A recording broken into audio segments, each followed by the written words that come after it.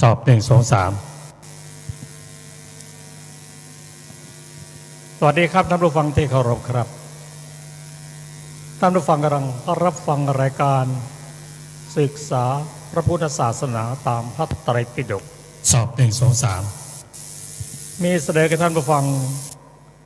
ทุกวันอาทิตย์ตั้งแต่เวลาสวัสดีครับท่านผู้ฟังที่เคารพครับ15 นาฬิกาถึง17 นาฬิกาฟังรายการทำการถ่ายทอดพระพุทธศาสนาตามพระไตรปิฎกโดยสถานีมีแสดงให้ท่านผู้ฟังเพื่อการศึกษาพระพุทธศาสนาและวัฒนธรรมถึง17ระบบ FM 104.50 เมกะเฮิรตซ์ซึ่งทำการถ่ายทอดสดโดยสถานีเพื่อการศึกษาพระพุทธศาสนาแห่งชาติตามโครงการของธรรมสัญจรสู่ชุมชนและวันนี้เราได้นำเรื่องจากฐานสูตร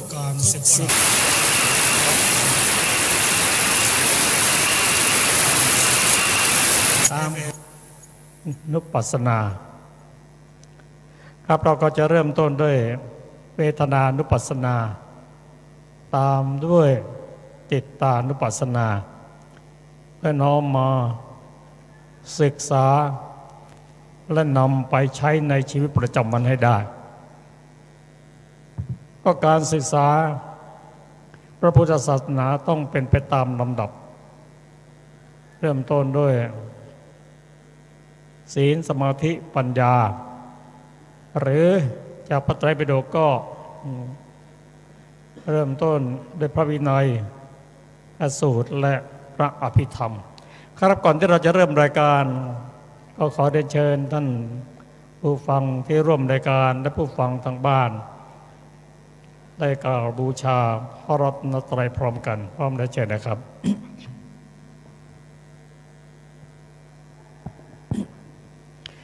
อะระหังสัมมาสัมพุทโธภควาพุทธังภควันตังอภิวาเทมิสวากขาโตภควตาธัมโมธัมมังนัมสสามิสุปฏิปันโนภควโตสาวกสังโฆสังฆังนะมามินะโมตัสสะภะคะวะโตอะระหะโตสัมมาสัมพุทธัสสะนะโมตัสสะภะคะวะโตอะระหะโตสัมมาสัมพุทธัสสะนะโมตัสสะภะคะวะโตอะระหะโตสัมมาสัมพุทธัสสะ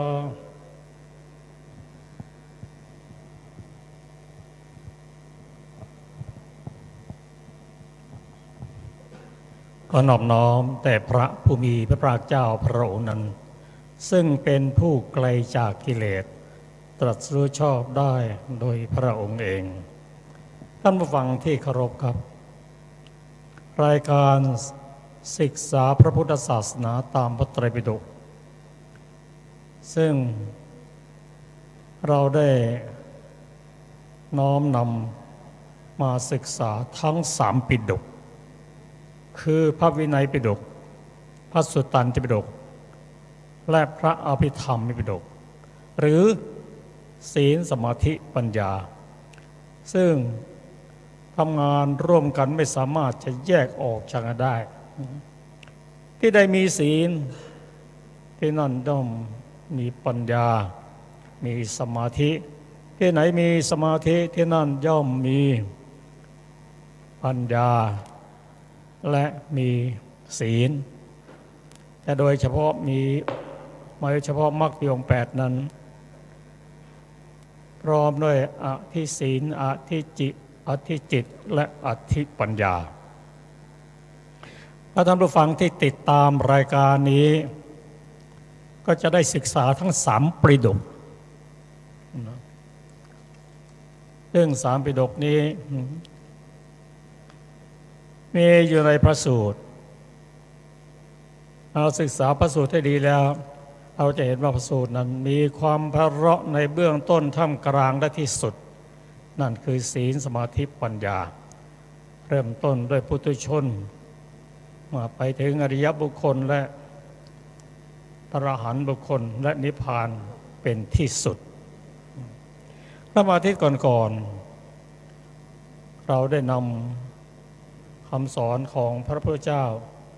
มาปฏิบัติซึ่งพระองค์ได้ตรัสไว้เกือบทุกพรรษาแม้พรรษาสุดท้ายพระองค์ก็ไม่ทรงเว้นว่าภิกษุทั้งหลายเธอจงเจริญสติปัฏฐานสี่เถิดเพราะเป็นทางเดียวเท่านั้น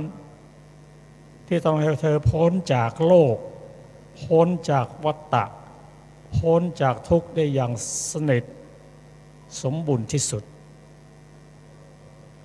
เป็นผู้ที่พ้นจากโลกได้ในระหว่างที่ปฏิบัตินั้นเราก็สามารถที่จะได้รับผลตามสมควรแก่การปฏิบัติด้วยครับอาทิตย์ก่อนๆเราแนะนำเรื่องการพิจารณากายซึ่งพระพุทธเจ้าได้ตรัสภิกษุว่าภิกษุทั้งหลายเธอจงพิจารณากายเถิด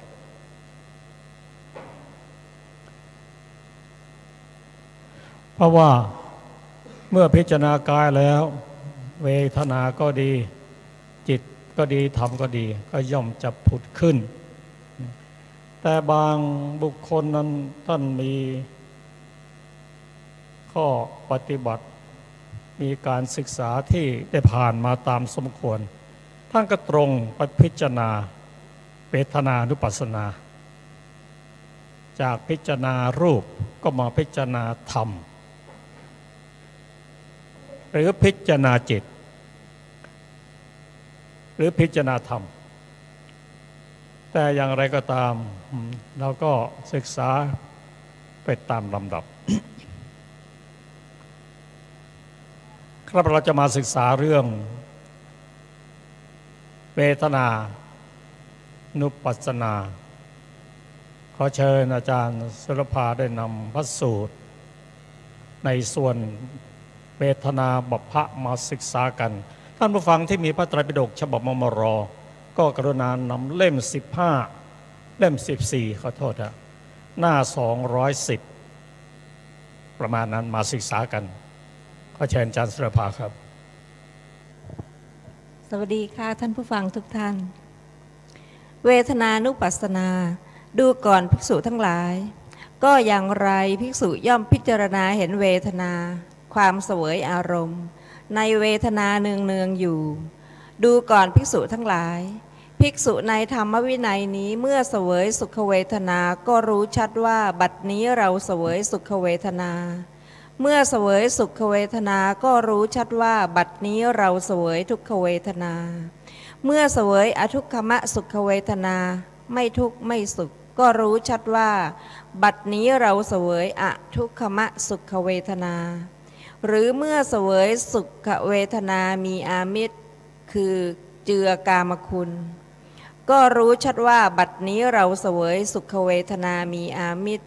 หรือเมื่อเสวยสุขเวทนาไม่มีอามิตรคือไม่เจือกามคุณก็รู้ชัดว่าบัดนี้เราเสวยสุขเวทนาไม่มีอามิตรหรือเมื่อเสวยทุกขเวทนาไม่มีอามิตรก็รู้ชัดว่าบัดนี้เราเสวยทุกขเวทนาไม่มีอามิตรหรือเมื่อเราเสวยทุกขเวทนาไม่มีอามิตรก็รู้ชัดว่าบัดนี้เราเสวยทุกขเวทนาไม่มีอามิตรหรือเมื่อเสวยอทุกขมสุขเวทนามีอามิตรก็รู้ชัดว่าบัดนี้เราเสวยอทุกขมสุขเวทนามีอามิตรหรือเมื่อเสวยอทุกขมสุขเวทนาไม่มีอามิตรก็รู้ชัดว่าบัดนี้เราเสวยอทุกขมสุขเวทนาไม่มีอามิตรดังนี้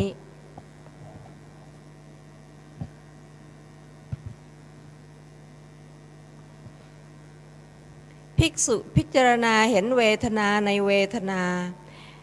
เป็นภายในบ้างย่อมพิจารณาเห็นเวทนาในเวทนาเป็นภายนอกบ้าง ย่อมพิจารณาเห็นเวทนาในเวทนาทั้งภายในทั้งภายนอกบ้างย่อมพิจารณาเห็นธรรมดาคือความเกิดขึ้นในเวทนาบ้างย่อมพิจารณาเห็นธรรมดาคือความเสื่อมไปในเวทนาบ้างย่อมพิจารณาเห็นธรรมดาคือทั้งความเกิดขึ้นทั้งความเสื่อมไปในเวทนาบ้างก็หรือสติของเธอที่ตั้งมั่นอยู่ว่าเวทนามีอยู่แต่เพียงสักว่าเป็นที่รู้แต่เพียงสักว่าเป็นที่อาศัยระลึกเธอย่อมเป็นผู้อันตัณหาและทิฏฐิไม่อาศัยอยู่ด้วยย่อมไม่ยึดถืออะไรในโลกด้วยดูก่อนภิกษุทั้งหลายภิกษุย่อมพิจารณาเห็นเวทนาในเวทนาเนืองๆอยู่อย่างนี้แลจบเวทนานุปัสสนาท่านผู้ฟังที่เคารพครับที่ท่านได้ฟังจบไปนี้เป็นการพิจารณาในเวทนานุปัสสนาก็เป็นอุเทศวระพระองค์ตรัสไว้แต่เพียงหัวข้อสั้นๆแล้วเราก็จะได้น้อมนำมาพิจารณาก็ต่อไปนี้ก็ขอเชิญท่านผู้ฟังรับฟังการพิจารณาจิตหรือจิตตานุปัสสนา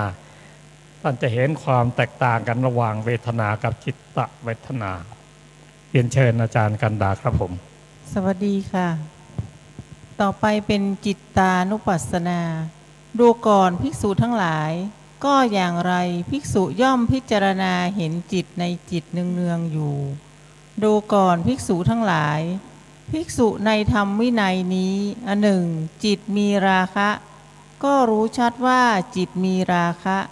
หรือจิตไม่มีราคะก็รู้ชัดว่าจิตไม่มีราคะหรือจิตมีโทสะก็รู้ชัดว่าจิตมีโทสะหรือจิตไม่มีโทสะก็รู้ชัดว่าจิตไม่มีโทสะหรือจิตมีโมหะก็รู้ชัดว่าจิตมีโมหะหรือจิตไม่มีโมหะก็รู้ชัดว่าจิตไม่มีโมหะหรือจิตหดหู่ก็รู้ชัดว่าจิตหดหู่หรือจิตฟุ้งซ่านก็รู้ชัดว่าจิตฟุ้งซ่านหรือจิตเป็นมหรคตคือถึงความเป็นใหญ่หมายเอาจิตที่เป็นฌานหรือเป็นอัปปมัญญาพรหมวิหารก็รู้ชัดจิตเป็นมหรคตจิตไม่เป็นมหรคตก็รู้ชัดว่าจิตไม่เป็นมหรคตหรือจิตเป็นสอุตระคือกามาวจรจิตซึ่งมีจิตอันยิ่งกว่าไม่ถึงอุปาจารสมาธิก็รู้ชัดว่าจิตเป็นสอุตระหรือจิตเป็นอนุตตระคือกามาวจรจิตไม่มีจิตอื่นยิ่งกว่าหมายเอาอุปจารสมาธิก็รู้ชัดว่าจิตเป็นอนุตตระหรือจิตตั้งมั่นก็รู้ชัดว่าจิตตั้งมั่นหรือจิตไม่ตั้งมั่นก็รู้ชัดว่าจิตไม่ตั้งมั่นหรือจิตวิมุตติคือหลุดพ้นด้วยตทังคะวิมุตติและวิกขัมพนะวิมุตติก็รู้ชัดว่าจิตวิมุตติหรือจิตยังไม่วิมุตติก็รู้ชัดว่าจิตยังไม่วิมุตติดังนี้ภิกษุย่อมพิจารณาเห็นจิตในจิตเป็นภายในบ้างย่อมพิจารณาเห็นจิตในจิตเป็นภายนอกบ้างย่อมพิจารณาเห็นจิตในจิตทั้งภายในทั้งภายนอกบ้างย่อมพิจารณาเห็นธรรมดาคือความเกิดขึ้นในจิตบ้างย่อมพิจารณาเห็นธรรมดาคือทั้งความเกิดขึ้นทั้งความเสื่อมไปในจิตบ้างก็หรือสติของเธอที่ตั้งมั่นอยู่ว่าจิตมีอยู่แต่เพียงสักว่าเป็นที่รู้แต่เพียงสักว่าเป็นที่อาศัยระลึกเธอย่อมเป็นผู้อันตัณหาและทิฏฐิไม่อาศัยอยู่ด้วย ย่อมไม่ยึดถืออะไรในโลกด้วย ดูก่อนภิกษุทั้งหลายภิกษุย่อมพิจารณาเห็นจิตในจิตเนืองๆอยู่อย่างนี้แลจบจิตตานุปัสสนาท่านผู้ฟังที่เคารพครับจากการศึกษาได้รับฟังมาทั้งสองเรื่องคือเวทนาและเรื่องของจิตเป็นบทพระที่สั้นๆแต่ว่ากินความลึกซึ้งเรียกว่ามีความไพเราะเบื้องต้นท่ามกลางได้ที่สุดการเจริญสติปัฏฐานสี่นั้นสามารถจะเริ่มต้นด้วยด้านสมถะและตามด้วยวิปัสสนาหรือวิปัสสนาและตามด้วยสมถะหรือพร้อมๆกันไปก็ได้แม้กระทั่งเมื่อจิตไม่ฟุ้งซ่านก็สามารถเจริญสติปัฏฐานสี่ได้ครับเราจะมาวิเคราะห์กันเริ่มต้นด้วยเวทนาก่อนในเชิงของวิชาการแล้วเราจะรู้ว่าเวทนานะเป็นอะไรเป็นบุคคลตัวตนหรือเปล่าเกิดขึ้นได้อย่างไรดับได้อย่างไรมีปัจจัยอะไรมั่งที่ทำให้เกิดเวทนาก็ทั้งหมดนี้ความรู้นี้เราจะรู้ได้จากการศึกษาด้านวิชาการนั่นคือพระอภิธรรมปิฎกก็ขอเชิญอาจารย์ประเสริฐครับ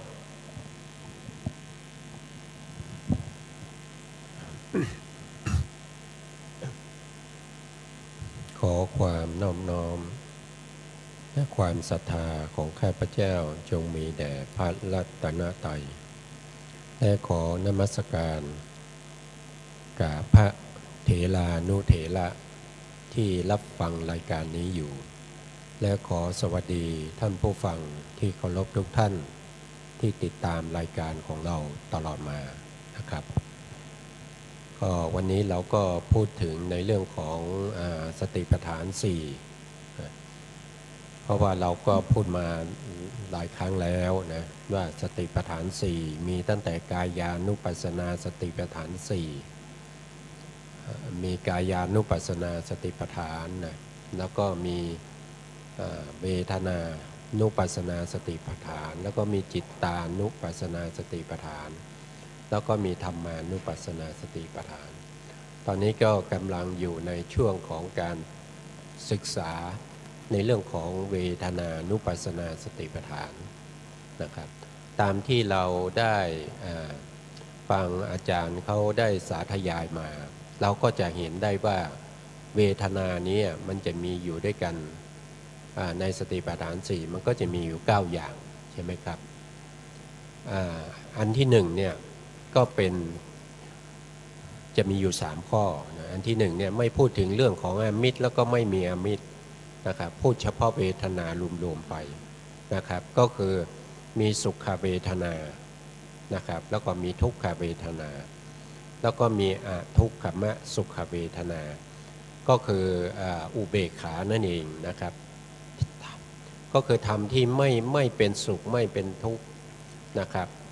ก็เป็นเฉยๆนะครับเฉยๆนี่ก็เป็นเวทนาอย่างหนึ่งที่เราเรียกว่าอุเบกขาเวทนาหรือว่า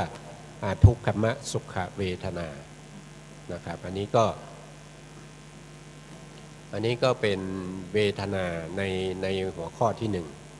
นะครับอันที่2เนี่ยเขาพูดถึงเรื่องของเวทนา3ที่มีอามิตรนะเวทนา3ที่มีอามิตรแล้วทีนี้อามิตรเนี่ยคืออะไรนะครับอามิตรนี่ก็คือหมายความว่าเวทนานั้นน่ะที่เกิดขึ้นมาเนี่ยนะครับที่มีสาเหตุมาจากกรรมคุณนะครับแล้วทำให้เกิดเวทนานะกรรมคุณก็คือได้แก่อะไรบ้างก็คือ ก็คือได้แก่อารมณ์ที่มาปรากฏทางตาอย่างเงี้ยนะเมื่อมีอารมณ์ที่มาปรากฏทางตาถ้าเราชอบใจในอารมณ์นั้นจิตเราก็เป็นสุขเวทนาแต่สุขเวทนาตัวนี้ที่เกิดขึ้นมาเนี่ยเพราะเกิดขึ้นมาจากการได้เห็นรูปที่เราชอบนะครับหรือว่าบางทีก็ได้ยินเสียงนะเช่นเสียงเพลงบ้างนะบางคนอาจจะไม่ชอบเพลงนะบางคนอาจจะชอบในเรื่องของการที่เขาอภิปรายนะครับการที่เรียกร้องให้มาชุมนุมกันอะไรกันเนี่ยนะครับบางคนอาจจะชอบฟังในลักษณะนั้นพวกนี้นะมันเป็นอมิตรนะเพราะว่าอะไรมันได้ยินนะมันได้ยินแล้วเมื่อเกิดความได้ยินแล้วก็เกิดทางใจนั้นนะเป็นสุขเวทนานะครับอันนี้จะเรียกว่าเวทนาประเภทที่มีอมิตรนะบางคนก็ฟังแล้วก็เฉยๆนะฟังเสียงเพลงที่เขาว่าสนุกสนานมากนะฟังไปแล้วก็เฉยๆไม่สุขไม่ทุกข์นะครับอันนี้ก็เป็นเวทนาที่เกิดขึ้นมาโดยอาศัยอมิตรก็คืออาศัยการได้ยินได้ฟังมานะครับแล้วก็เวทนาเขาเป็นอทุกขมสุขเวทนานะครับเป็นเวทนาประเภทที่ไม่สุขไม่ทุกข์เฉยๆนะหรือว่าเป็นอุเบกขานั่นเองนะครับแล้วก็อีก3ข้อนะอีก3ข้อเนี่ยก็จะเป็นประเภทที่เวทนาประเภทที่ไม่มีอมิตรนะอันนี้ก็จะไม่ได้เจือมากับกรรมคุณอารมณ์นะแต่เป็นเวทนาประเภทที่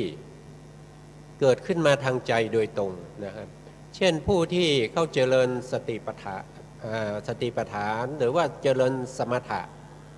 นะครับหรือว่าเจริญวิปัสสนาเนี่ยจะเห็นชัดนะในการที่กำหนดอารมณ์นั่งแล้วกำหนดอารมณ์นะเมื่อจิตเนี่ยเมื่อมีการรวมตัวกันมีสภาวะของสมาธิรวมตัวกันขึ้นมาเนี่ยเกิดเป็นความสุขขึ้นมาไอ้สุขเนี่ยนะครับก็จะเป็นสุขประเภทที่ไม่ได้เจือด้วยอมิตรเนี่ยเขามุ่งหมายตรงนี้นะบางทีก็มีเขาเรียกว่ามีนิวรณ์เข้ามานะครับมีความฟุ้งซ่านคิดไปในเรื่องโน้นเรื่องนี้นะคิดไปคิดมาก็ไปจ๊ะเอ๋ใส่อารมณ์ที่ตัวเองไม่ชอบนะครับก็ทำให้จิตเนี่ยเกิดความทุกข์ขึ้นมานะครับเกิดความเศร้าหมองขึ้นมาประเภทนี้ก็คือเป็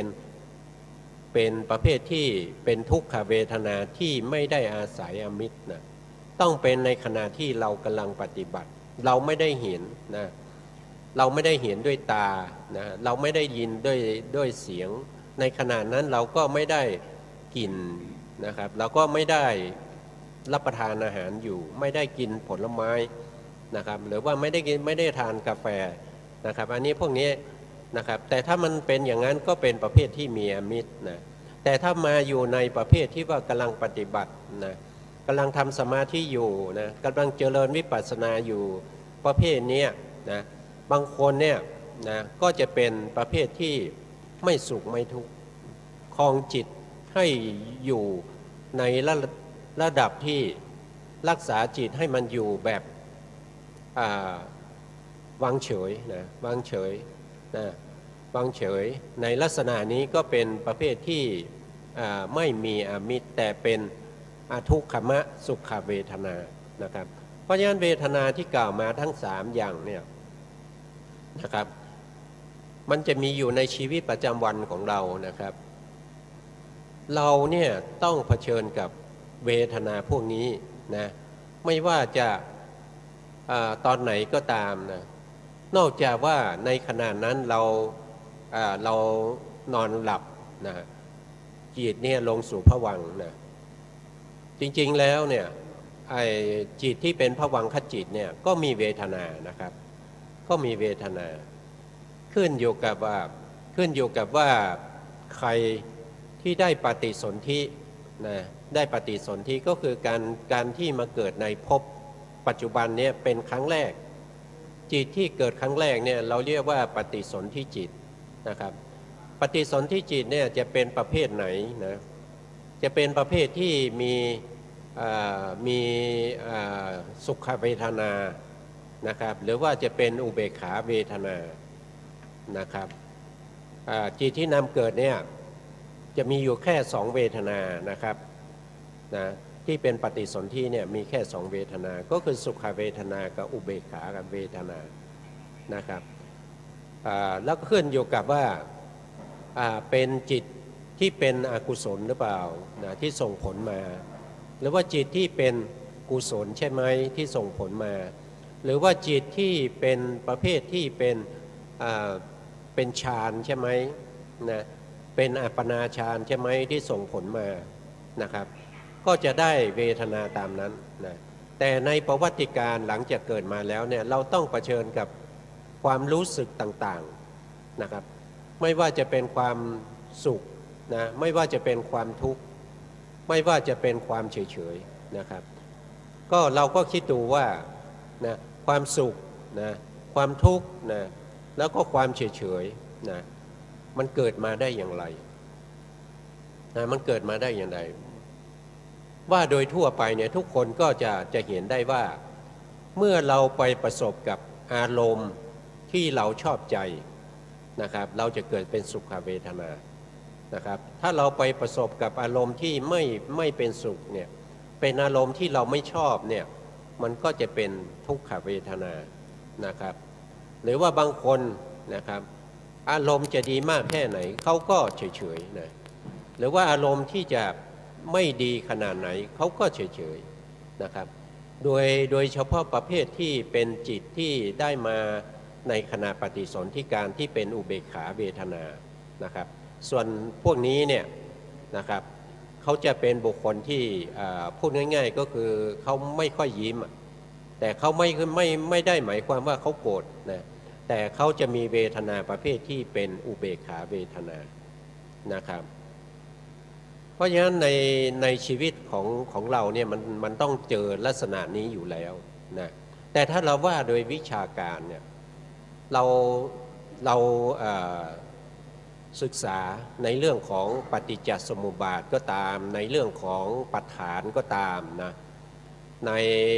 พระสูตรก็มีในพระวินัยก็มีนะครับเวทนาเนี่ยเขาบอกว่ามันเกิดจากผัสสะผัสสะเนี่ยคือตัวที่กระทบกับอารมณ์นะเมื่อกระทบกับอารมณ์เนี่ยก็ทำให้เกิดเป็นเวทนาขึ้นมานะครับเวทนานั้นจะสุขหรือไม่สุขก็อยู่ที่ตัวผัสสะนะแต่ตัวผัสสะเนี่ยไม่ใช่อยู่ๆเขาเกิดขึ้นมานะผัสสะเนี่ยจะเกิดขึ้นมาได้มันก็ต้องมีทำอย่างอื่นที่เป็นปัจจัยให้ผัสสะนั้นเกิดอีกทีนะครับแต่ผัสสะเนี่ยก็เกิดมาจากอะไรก็เกิดมาจาก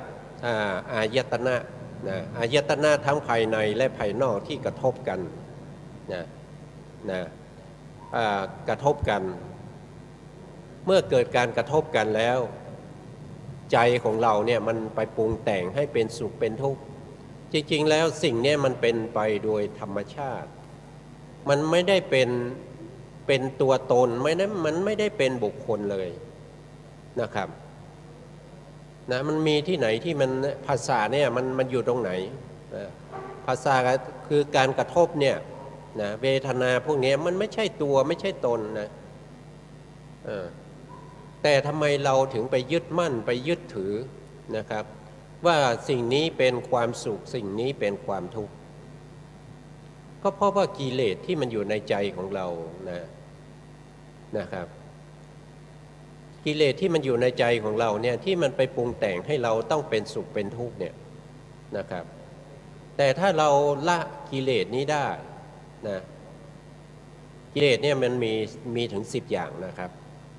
แต่กิเลสที่เราพูดกันโดยปกติแล้วเนี่ยเราจะพูดถึงตัวตัณหานะตัวตัณหาหรือตัวโลภะเนี่ยอันนี้มันจะเป็นตัวที่ทำให้เรารู้สึกว่า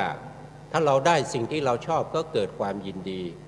ถ้าเราไปได้สิ่งที่เราไม่ชอบเราก็เกิดเป็นโทสะ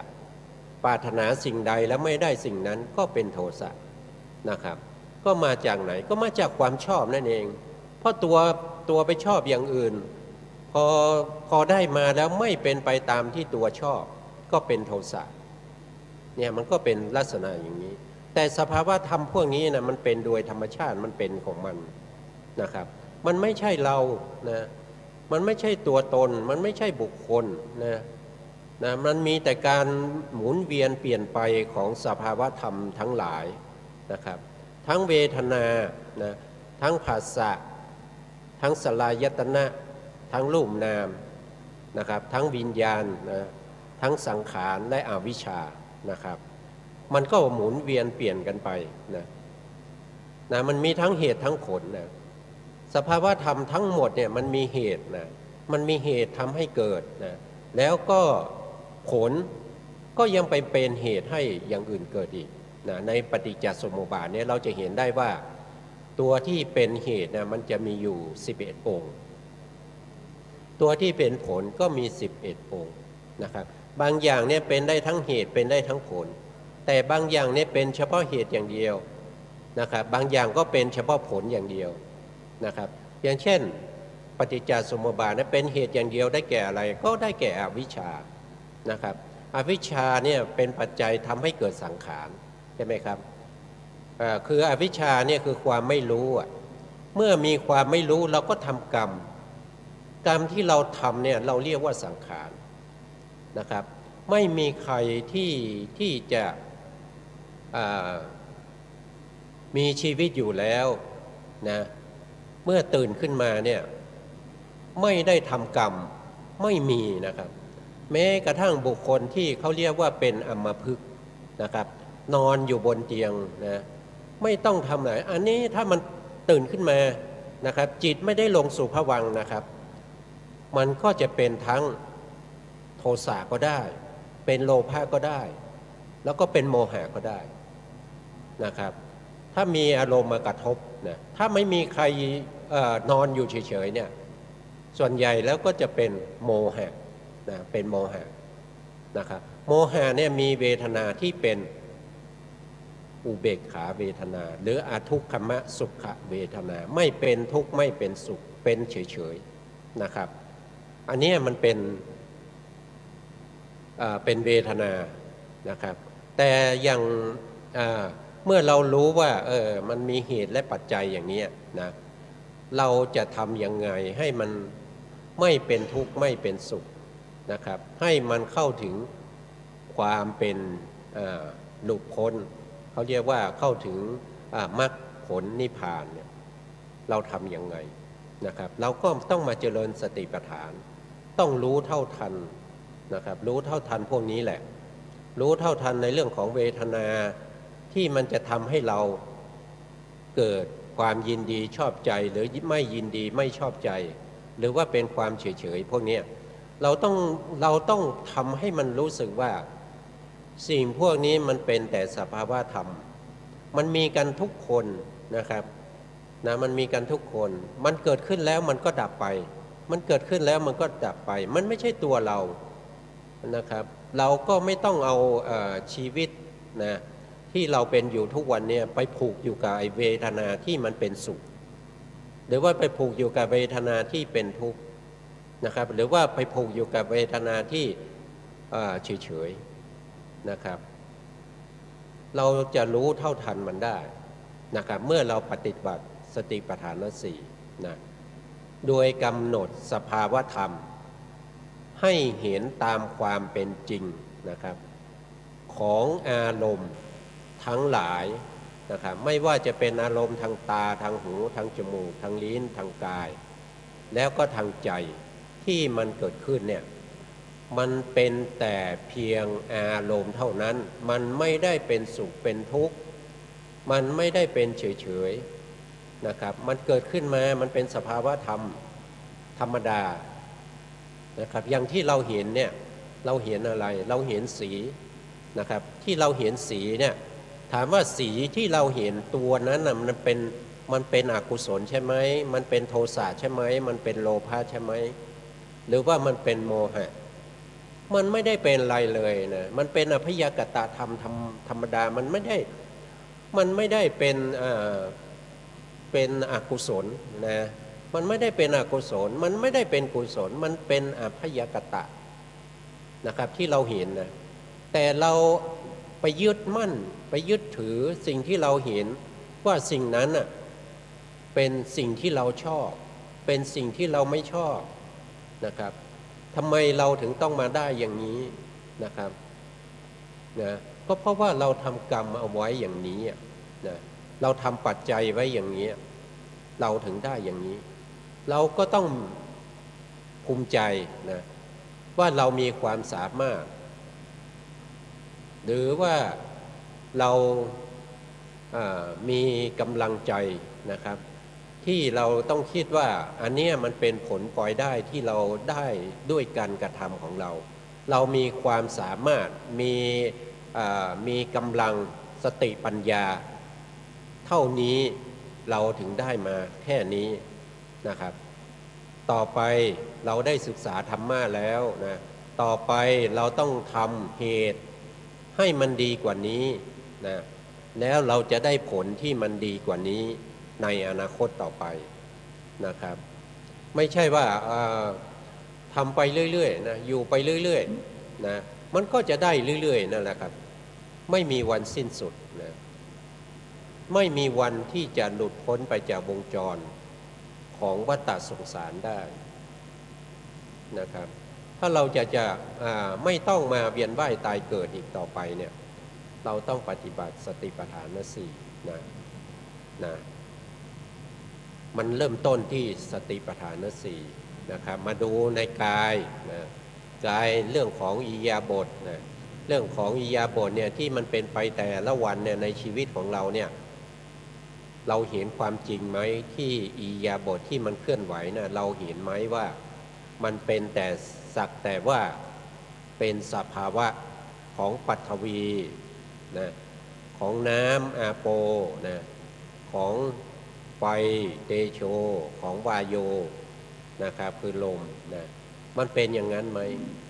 หรือว่าในการเคลื่อนไหวอิริยาบถที่เราเดินอยู่เนี่ยมันเป็นตัวเราหรือว่ามันเป็นของเรากำลังเดินนะพ่อเรากำลังเดินนะที่เรากำลังเดินมันเป็นอย่างนั้นไหมนะครับถ้ามันเป็นอย่างนั้นเนี่ยก็หมายความว่าเรายังมีวิปลาสอยู่นะเรายังมีความเห็นผิดอยู่เรามีมิจฉาทิฏฐิอยู่นะแต่ถ้าเราเห็นแต่สภาวะของการเดินเห็นแต่ว่าเวลาเห็นแต่ว่าเป็นรูปนะเป็นรูปเป็นสีที่มีสีหลายๆเฉดที่มันสลับเปลี่ยนแปลงไปเรื่อยๆนะที่มันเคลื่อนไหวไปนะครับไออาการเคลื่อนไหวต่างๆพวกนี้นะที่เรามองให้เห็นให้รู้ถึงสภาวะพวกนี้มันก็เป็นกายานุปัสสนาสติปัฏฐานในกายานุปัสสนาสติปัฏฐานเนี่ยมันเป็นอารมณ์ที่มีเขาเรียกว่าชัดเจนเราจึงไปดูมันนะเราจึงไปดูสติปัฏฐานในหมวดของกายานุปัสสนาแต่ถ้าเราเดินไปเกิดอาการที่ปวดขานะครับเมื่อยอย่างนี้มันเป็นอารมณ์ที่ปรากฏชัดมันมากลายเป็นเวทนาเราก็ต้องดูเวทนาว่าลักษณะของเวทนาที่มันเป็นเจ็บมันปวดเนี่ยมันมีลักษณะอย่างไรมันบีบคั้นเราหรือเปล่ามันเสียดแทงไหมเนี่ยเราต้องเข้าไปดูแต่ในการที่เราเข้าไปดูเนี่ยเราต้องแยกสภาวะอย่าเอาใจเราเนี่ยไปเป็นเวทนาอย่าเอาใจเราเนี่ยไปเดินนะครับใจเราเนี่ยมันเหมือนกับว่าเวลาเราดูละครเนี่ยเราเป็นแต่เพียงผู้ดูนะครับเราไม่ได้เป็นผู้กำกับนะเราต้องนั่งดูนะครับเฉยๆนะเห็นเขาเดินก็เฉยๆนะครับแล้วก็รู้ว่านี่มันเป็นสภาวะที่มันเห็นทางตานะครับแล้วสภาวะที่เห็นทางตาคืออะไรก็คือสีเท่านั้นเองถ้าเราสามารถกำหนดอย่างนี้ได้ในชีวิตประจำวัน ไม่ว่าจะเป็นอารมณ์อะไรก็ตามที่ปรากฏชัดเช่นอิริยาบถเนี่ยปรากฏชัดเห็นไหมเป็นกายานุปัสสนาเวทนาปรากฏชัดก็เป็นเวทนานุปัสสนานะครับบางทีจิตเราเนี่ยเป็นเมื่อกี้ทางอาจารย์ท่านก็ได้สาธยายไปนะครับพูดถึงเรื่องของจิตเนี่ยถ้าจิตเราเป็นโทสะเราก็ต้องรู้ว่าอ๋อนี่มันสภาวะของโทสะมันเป็นอย่างนี้มันไม่ใช่เป็นตัวเรามันไม่ใช่ว่าเราเป็นเราที่ไปเข้าไปเป็นประเภทที่เป็นโทสะเราต้องแยกให้ได้ว่าสภาวะต่างๆที่มันเกิดขึ้นเนี่ยสิ่งไหนเป็นรูปสิ่งไหนเป็นนามนะถ้าเรายังมีความรู้สึกยึดถือว่าเป็นตัวเป็นตนนะถ้าไปปฏิบัติธรรมที่ไหนก็ตามอยู่ที่บ้านก็ตามถ้ามีอาการรู้สึกว่าเป็นตัวเป็นตนเป็นเราทำเนี่ยมันจะละวิปลาสไม่ได้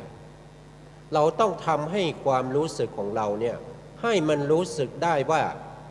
นะครับสิ่งพวกนี้มันเกิดจากปัจจัยมันเป็นแต่สภาวธรรมมันไม่ใช่เรานะครับมันไม่ใช่เรานะมันเป็นแต่อาการที่มันเป็นไปตามเหตุตามปัจจัยนะในการยกแขนขึ้นมาอย่างเงี้ยมันก็มาจากไหนก็มาจากจิตเป็นอะไรจิตสั่งมานะครับเรียกว่าจิตตชรูปแล้วการที่มันขึ้นไหวขึ้นมาได้นี่มีรูปด้วยนะรูปนั้นเป็นอะไรก็เป็นจิตตชวายุนะครับก็คือลมที่มันอยู่ในแขนเนี่ยทำให้มีการยกขึ้นได้นะในการยกขึ้นบ่อยๆอย่างเงี้ยก็จะมีธาตุไฟเข้ามาเกี่ยวข้องความอุ่นก็จะเกิดขึ้นนะครับมันก็เป็นสภาวะของมันเป็นอย่างนั้นนะครับมันไม่ใช่เรานะครับนะมันไม่ใช่เรานะเราต้องทำความรู้สึกให้ได้อย่างนั้นนะถึงจะเรียกว่าเป็นการปฏิบัติธรรมในพระพุทธศาสนาไม่ใช่ว่าปฏิบัติธรรมแล้วก็ไปยึดมั่นในความเป็นตัวเป็นตนนะไปยึดมั่นในอารมณ์ที่เวลาไปปฏิบัติเกิดรู้สึกวันนี้นั่งสมาธิได้ดีเกิดอารมณ์จิตเนี่ยเป็นสมาธิตั้งมั่นนะครับเกิดความยินดีนะเกิดความยินดีไปติดใจในสมาธินั้นอีกนะครับ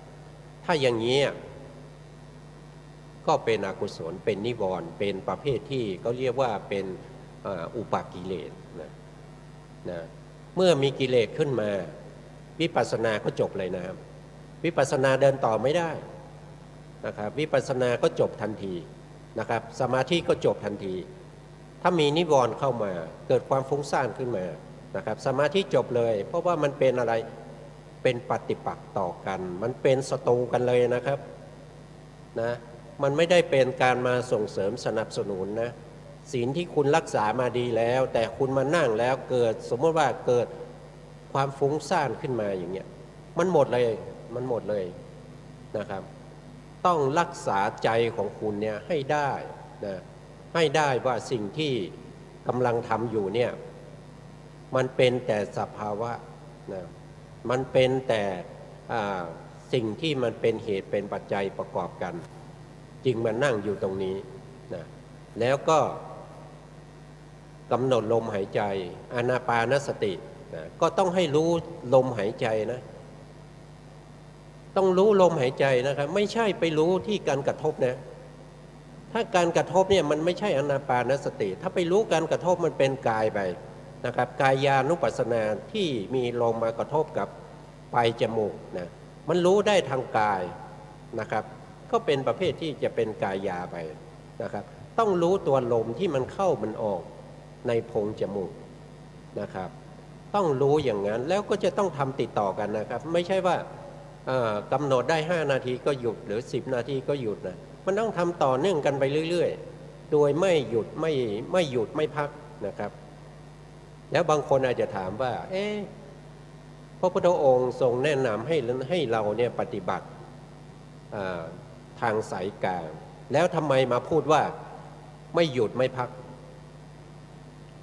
คำว่าทางสายกลางเนี่ยเราก็ต้องดูก่อนนะทางสายกลางเนี่ยเขาไม่ใช่ว่าจะเป็นการ นั่ง10 นาทีแล้วก็พัก10 นาที แล้วก็เดิน10 นาทีพักเนี่ยทางสายกลางไม่ใช่ทางสายกลางเนี่ยเขาบอกว่าตัวแรกเนี่ยคือสัมมาทิฏฐิคุณมีสัมมาทิฏฐิหรือยังนะถ้ามีสัมมาทิฏฐิแล้วเนี่ยก็แสดงว่า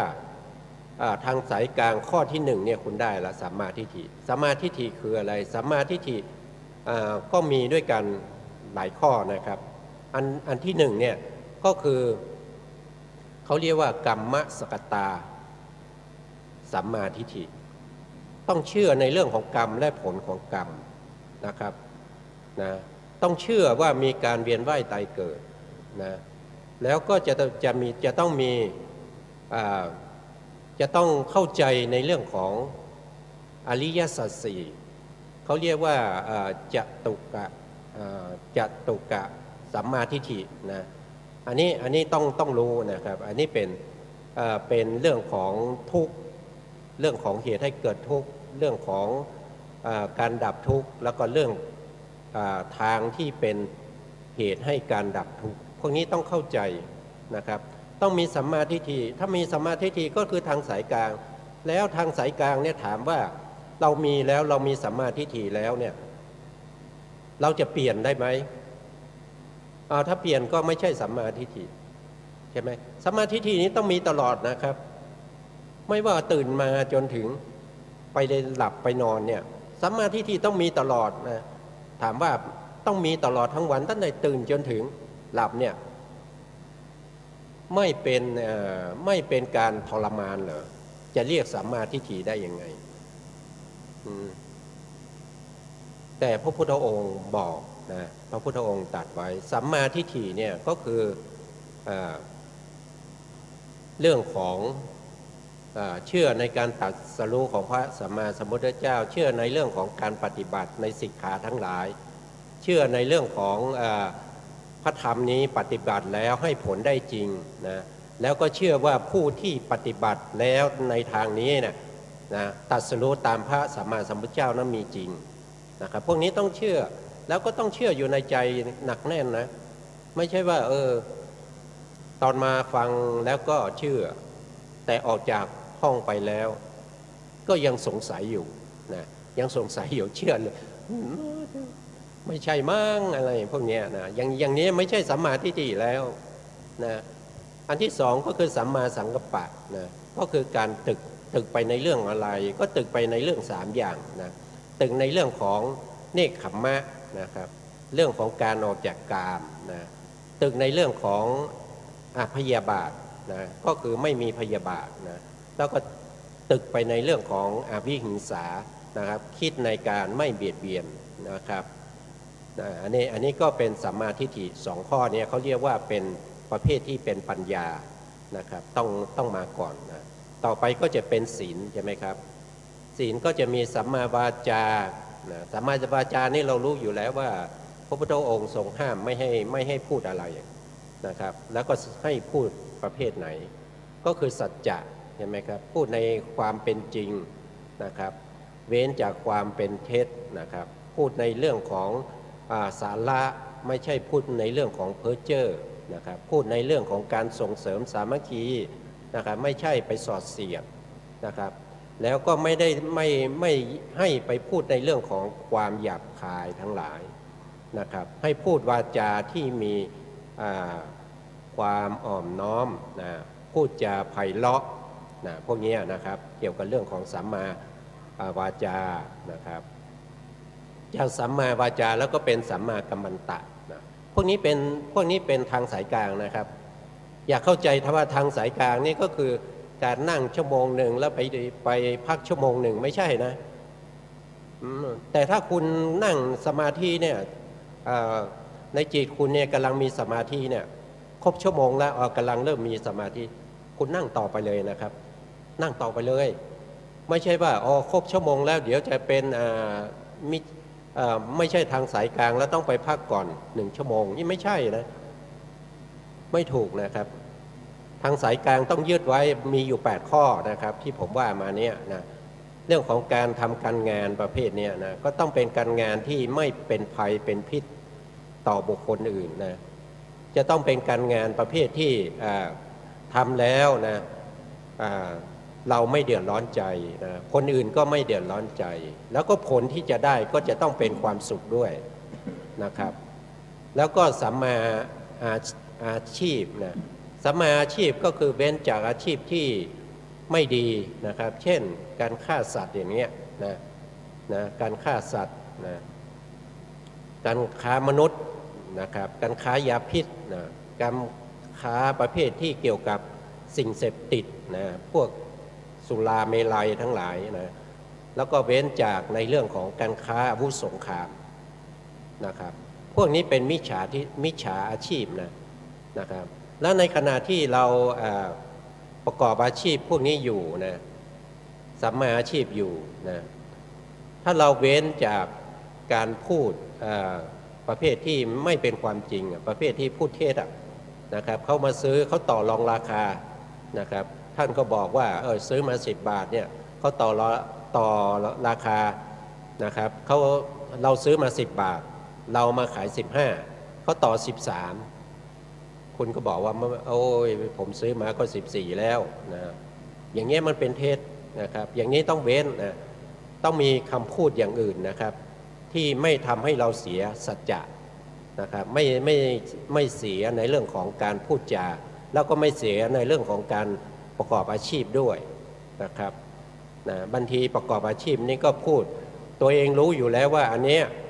มันไม่ดีอย่างเงี้ยต้องการขายเพราะว่ามันในสต็อกมีเยอะก็บอกไปเลยว่ามันดีอย่างนี้ดีอย่างนี้พูดแต่ในเรื่องส่วนที่ดีส่วนที่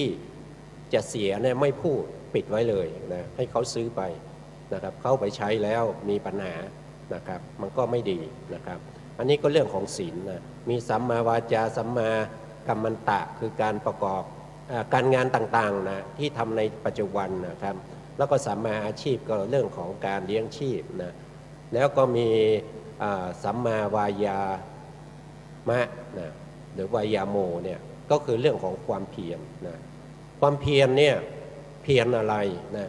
ต้องเข้าใจในเรื่องความเพียรนะบางคนเนี่ยอาจจะเข้าใจในเรื่องของความเพียรนะไม่ถูกนะความเพียรก็คือพระพุทธองค์ทรงแนะนำให้เราเนี่ยมีความเพียรในการละอกุศลธรรมที่มันเกิดขึ้นในใจของเราแล้วนะครับที่มีโทสะโมหะนะครับโลภะที่มันเกิดในใจเราเนี่ยต้องละทันทีนะต้องมีความเพียรในการละทันทีนะครับแล้วก็ต้องป้องกันไม่ให้อกุศลธรรมเกิดขึ้นอีกนะเมื่อละแล้วเนี่ยต้องหาวิธีไหนก็ได้ป้องกันไม่ให้อกุศลเกิดขึ้นนะครับแล้วก็ต้องพยายามให้กุศลที่ยังไม่เคยเกิดกับเราเลยนะให้มันเกิดขึ้นนะครับเช่นเราเคยทำใส่บาตรทุกเช้าอย่างเงี้ยเราเคยไปทอดผ้าป่าเราเคยไปอะไรหลายอย่างใช่ไหมแต่ว่ากฐินเรายังไม่เคยไปร่วมงานกฐินเลยเงี้ยเราก็ต้องขนขวายในการที่จะไปร่วมงานกฐินไปร่วมกันถวายกฐินไปอนุโมทนาไปอะไรพวกนี้นะที่เรายังไม่เคยทำนะต้องทำให้มันเกิดขึ้นนะครับกุศลธรรมเหล่านี้นะแล้วก็ที่มันเกิดขึ้นแล้วนะจะทำยังไงต้องรักษามันเอาไว้ให้ได้นะครับต้องรักษากุศลธรรมทั้งหลายที่มันเกิดขึ้นแล้วเนี่ยเอาไว้นะครับอย่าให้ถูกทำลายนะครับอันนี้ก็เป็นเรื่องของวิริยะนะครับแล้วก็สตินะสัมมาสติเนี่ยดูได้ที่ไหนก็ดูได้ในสติปัฏฐาน4นะครับคุณสามารถที่จะกำหนดรู้ในเรื่องของอิริยาบถไหมคุณสามารถกำหนดรู้ในเรื่องของกายานุปัสสนาสติปัฏฐานไหมคุณรู้ในเรื่องของเวทนานุปัสสนาสติปัฏฐานไหมอย่างเงี้ยหรือว่ารู้ในเรื่องของจิตตานุปัสสนาสติปัฏฐานไหมหรือรู้ในเรื่องของธรรมานุปัสสนาสติปัฏฐานไหมนะครับอันนี้คือสตินะเอาสติไปตั้งอยู่ที่กายอยู่ที่เวทนาอยู่ที่จิตอยู่ที่ธรรมนะครับแล้วกำหนดรู้ไปตามสภาวะที่มันเป็นยังไงกำหนดรู้ไปอย่างนั้นนะครับอันนี้ก็เป็นเรื่องของสตินะเรื่องของสมาธิก็ต้องไปดูถึงนู่นนะเขาบอกว่า ต้องไปดูถึงเรื่องของฌานนะครับอัปปนาฌานเลยนะสมาธิเนี่ยนะแต่เราปฏิบัติวิปัสสนาเนี่ยใช้คณิกะสมาธิในการใช้คณิกะสมาธิเนี่ยต้องทำต่อเนื่องกันนะครับต้องติดต่อกันนะคือจะต้องทำให้มันเป็นลักษณะว่าเส้นได้เลยไม่ให้ขาดเลยนะไปเรื่อยๆอย่างเนี้ยนะถ้าขาดเมื่อไหร่นะครับสมาธิมันก็ไม่คณิกะสมาธิมันก็ไปเป็นเรื่องของความฟุ้งซ่านไปละนะไปเป็นเรื่องของนิวรณ์ทั้งหลายไปนะครับเพราะฉะนั้นต้องทำต่อเนื่องกันนะครับเพื่ออะไรเพราะว่าเราทำเรื่องของวิปัสสนาเนี่ยเราใช้คณิกะสมาธิแต่คณิกะสมาธิจะเข้าถึงความเป็นมรรคเป็นผลเนี่ยคณิกะสมาธินะต้องมีกำลังมากเทียบเท่ากับอุปจารสมาธินะครับอุปจารสมาธิมีในไหนก็มีในเรื่องของสมถะกำลังจะต้องเทียบเท่าอย่างนั้นถ้าไม่ถึงอย่างนั้นก็ไม่สามารถที่จะเห็นพระนิพพานได้นะครับอันนี้ก็เป็นสติและสมาธินะครับอันนี้ก็เป็นเรื่องของทางสายกลางนะครับขอให้พวกเราเข้าใจในเรื่องของทางสายกลางนะครับไม่ต้องไปคิดในเรื่องของมานั่งทั้งวันหรือว่ามาเดินทั้งวันหรือว่าเดินบ้างหยุดบ้างให้มันผ่อนให้มันเบาๆให้มันทำแบบสบายๆเป็นทางสายกลางเนี่ยอันนี้ไม่ถูกนะครับพระพุทธองค์ไม่ได้พูดถึงเรื่องนี้ทางสายกลางต้องเป็นองค์8เท่านั้นเองนะองค์8ต้องประกอบอยู่ในมหากุศลนะเพื่อเป็นบาตรให้เข้าไปถึงโลกุตละนะครับโลกุตละนะครับอันนี้ก็เป็นเรื่องของเวทนาแล้วก็มาไกลเลยนะครับผู้การครับผมขอบคุณอาจารย์ประเสริฐครับท่านผู้ฟังที่เคารพครับเรายังอยู่ในเรื่องของการพิจารณาเวทนาและการพิจารณาจิต ซึ่งอาจารย์ประเสริฐท่านได้กล่าวครอบคลุมทั้งเวทนาทั้งจิตและธรรมะที่ประกอบก็ทำให้เราได้เข้าใจกว้างขวางยิ่งขึ้น เราจะมาเริ่มที่เวทนาเวทนาคืออะไรเป็นบุคคลตัวตนหรือเปล่าก็ไม่ใช่เป็นรูปหรือเป็นนามคำตอบก็คือเวทนาเป็นนามเป็นเจตสิกเรียกว่าเวทนาเจตสิกเป็นธรรมที่ประกอบกับจิตทุกดวงนะเมื่อมีจิตก็ต้องมีเวทนาส่วนจะเป็นเวทนาเรื่องใดเป็นสุขเป็นทุกข์นั้นดีหรือไม่ดีนั้นอีกเรื่องหนึ่งแต่เวทนาต้องประกอบกับจิตทุกดวงซึ่งเขาอยู่ในกลุ่มของเจตสิกเรียกว่าสัพพจิตตสาธารณเจตสิกซึ่งมีอยู่7ดวงด้วยกันอันได้แก่ผัสสะคือตัวเขาถัดมากับเวทนาสัญญาเจตนาเอกคตาชีวิตอินทรีย์และมนสิการทั้ง7ตัวนี้เขาจะเกิดกับจิตทุกดวงไม่ว่าตั้งแต่ภวังคจิตจนถึงจิตที่ลงมาทำงานก็ไม่เว้นซึ่งเวทนาเวทนานั้นเขาทำหน้าที่เสวยอารมณ์เสวยอารมณ์อะไรเป็นสุขบ้างเป็นทุกข์บ้างไม่ทุกข์ไม่สุขบ้างถ้าเป็นทางใจก็เป็นสมนัตเทเวทนาและโทมนัสเวทนาก็ขึ้นอยู่ว่าเราจะพูดถึงเวทนา3หรือเวทนา5อันนี้เป็นตัวเวทนา เวทนานี้เกิดขึ้นรอได้ไหมบอกไม่ได้เพราะธรรมะของพระพุทธเจ้านั้นจะต้องมีเหตุแล้วจะมีผลและเหตุของเวทนาคืออะไรคือผัสสะผัสสะคืออะไรผัสสะก็ต้องมีเหตุให้เกิดขึ้นผัสสะคือการรวมของธรรมทั้งสามคือวิญญาณอารมณ์และวัตถุหรือเรียกว่าวัตถุอารมณ์วิญญาณสามอย่างนี้รวมกันเป็นผัสสะแม้ทำสามอย่างเขาก็มีปัจจัยอาศัยปัจจัยเกิดขึ้น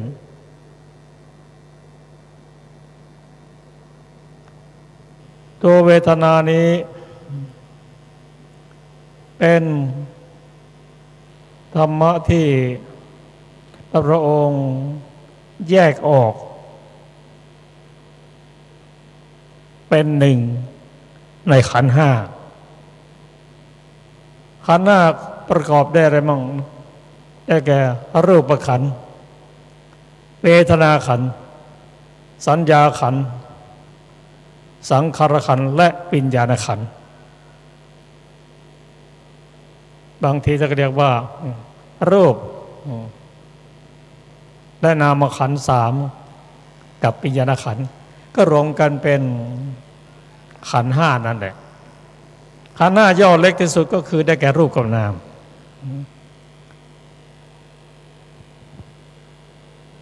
วันนี้เราจะมาศึกษากันเรื่องเวทนาก่อนเอาตามที่ได้เรียนท่านผู้ฟังว่าการเจริญสติปัฏฐานสี่นั้น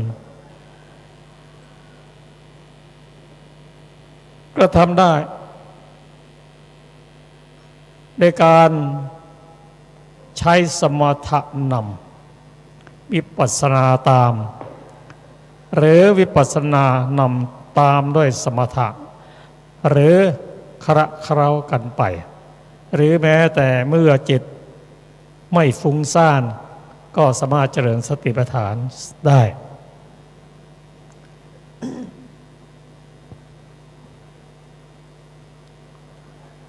ในการเจริญสติปัฏฐานสี่นั้นในการพิจารณารูปพิจารณานามนั่นเอง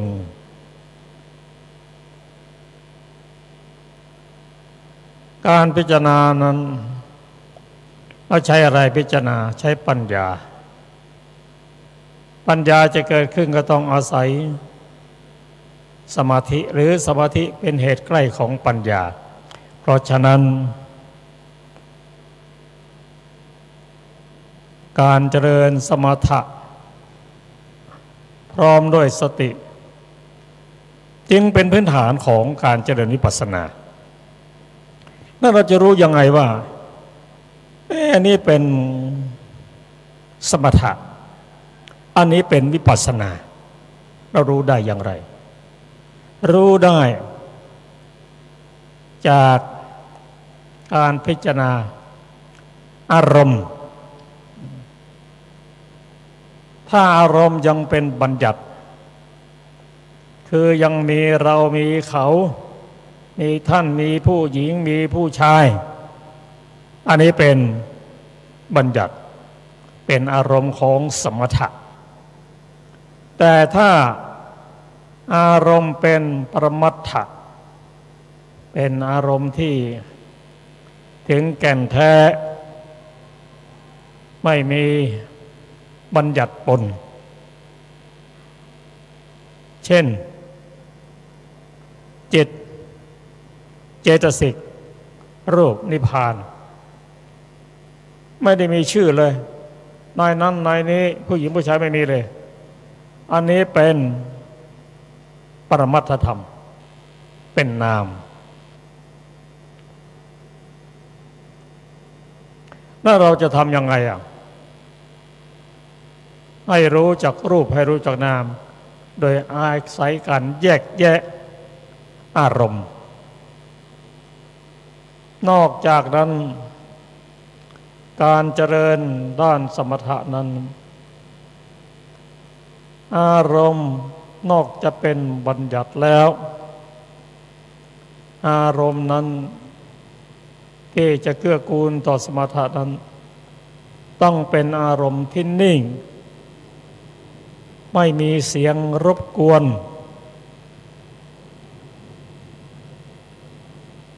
อันนี้ก็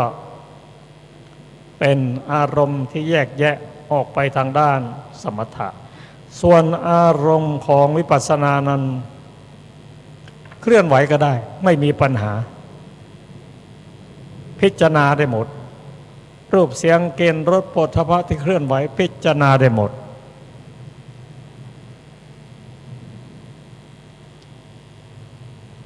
อันนี้เรารู้ว่า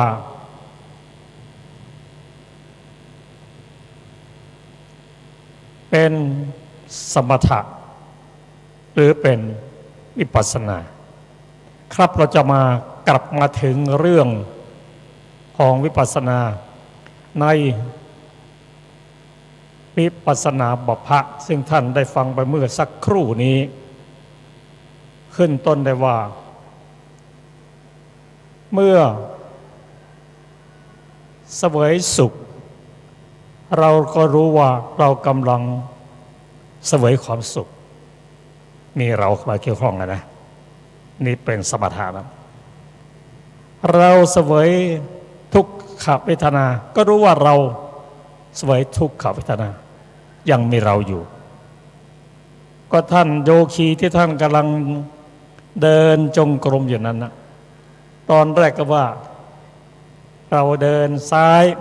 นี่เป็นชื่อเป็นบัญญัติซ้ายย่างหนอขวาย่างหนอเรากำลังเดินนั่นผู้หญิงโยคีผู้หญิงโยคีผู้ชายเรายังไม่ละบัญญัติยังเป็นสมถะแต่เมื่อจิตใจของเรา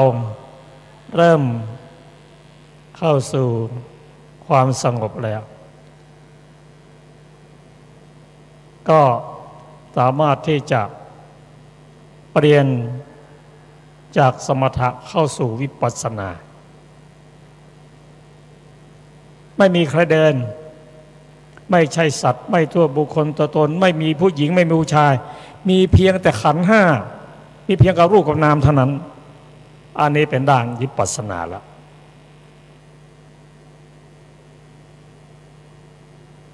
เนี่ยถ้าเราแยกแยะอย่างนี้นะเราจะเดินด้านสมถะถึงระดับหนึ่งแล้วก็เราไม่ต้องถามอาจารย์นะพระวิปัสสนาอาจารย์ครับเมื่อไรผมจึงจะเจริญวิปัสสนาขณะนี้จิตเขาเน่งแล้วเพราะฉะนั้นการศึกษาด้านปริยัตินั้นจะมีความสำคัญทำให้ช่วยเหลือตนเองได้ไม่ต้องไปรบกวนถามบ่อยๆรู้จักแยกแยะว่าอันนี้เป็นสมถะอันนี้เป็นวิปัสสนาเมื่อเราแยกแยะได้แล้วเราสามารถที่จะเลือกปฏิบัติธรรมได้ว่าควรจะไปทำด้านสมถะวิปัสสนายกตัวอย่างเช่นโยคีที่ไปประเทศอินเดียไปกราบสถานที่พระองค์ตรัสรู้นั่นคือที่พุทธคยาเมื่อท่านเดินไปแล้วท่านจะเห็นว่าโอ้มีคนเยอะแยะเลยบางพวกเขาก็ภาวนาด้วยเสียงอย่างเป็นพี่น้องชาวทิเบตเนี่ยเขามีการเคาะมีอะไรการกราบการเข้าไหว้นะมีวิธีการของเขาประกอบด้วยเสียงต่างๆถ้าถามว่าเราจะปฏิบัติด้านสมถะวิปัสสนาต้องแยกแยะว่าอารมณ์ของสมถะนั้นเป็นอารมณ์ที่นิ่งไม่มีเสียงรบกวนถ้าอย่างนั้นเราทำไงเจริญวิปัสสนาทันทีถ้าไปแข่งกันนะเสียงเขาเสียงเรามั่งมันก็จิตไปตั้งมั่นอารมณ์ที่จะเป็นหนึ่งนั้นมันก็ไม่ใช่ของง่ายเมื่อเรารู้จักแยกแยะว่านั่นเป็นสมถะนั่นเป็น วิปัสสนาโอกาสที่จะไปปฏิบัติธรรมก็สะดวกขึ้น ก็กลับมาถึงเวทนา เวทนานั้นเกิดขึ้นกับจิตทุกดวงจะรู้ไม่รู้ก็ตามเกิดกับจิตทุกดวงส่วนจะเป็นเวทนาสุขทุกข์หรืออุเบกขานะเวทนาที่เป็นสุขเป็นทุกข์อะไรก็ตามก็เป็นเรื่องของกรรมของแต่ละคนของสถานภาพของจิตนั้นถ้าเป็นภวังคจิตก็อุเบกขาอย่างเดียวถามว่าเวทนานั้นเกิดขึ้นเพราะมีผัสสะเป็นปัจจัยผัสสะนั้นมองเห็นค่อนข้างได้ยากแต่ก็อยู่ที่ความสังเกตไม่มีเหตุมีผลเช่นเรากำลังจะนั่งสมาธิเราเอาหมอนรองนั่งมาหมอนรองนั่งนั้นพิจารณาแล้วว่าไม่หนาเกิน4 นิ้วไม่นุ่มไม่แข็งเกินไปพอนั่งปุ๊บผัสสะ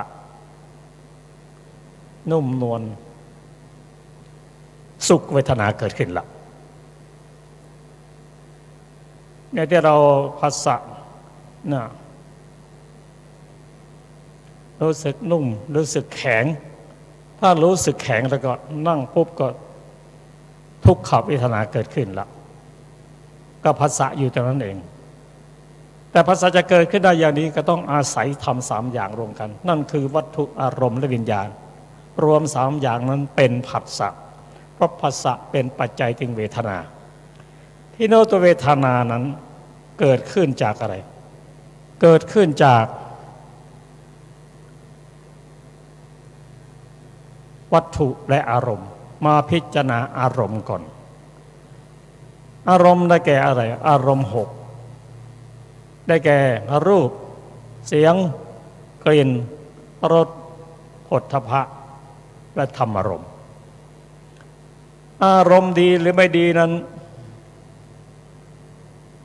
ขึ้นอยู่กับกรรมของเราที่ทำไว้ในอดีตถ้าสร้างบุญกุศลไว้เยอะอารมณ์ที่มาปรากฏก็มักจะเป็นอารมณ์ที่ดีชอบใจไม่ใช่ดีเป็นอารมณ์ที่ดีเรียกว่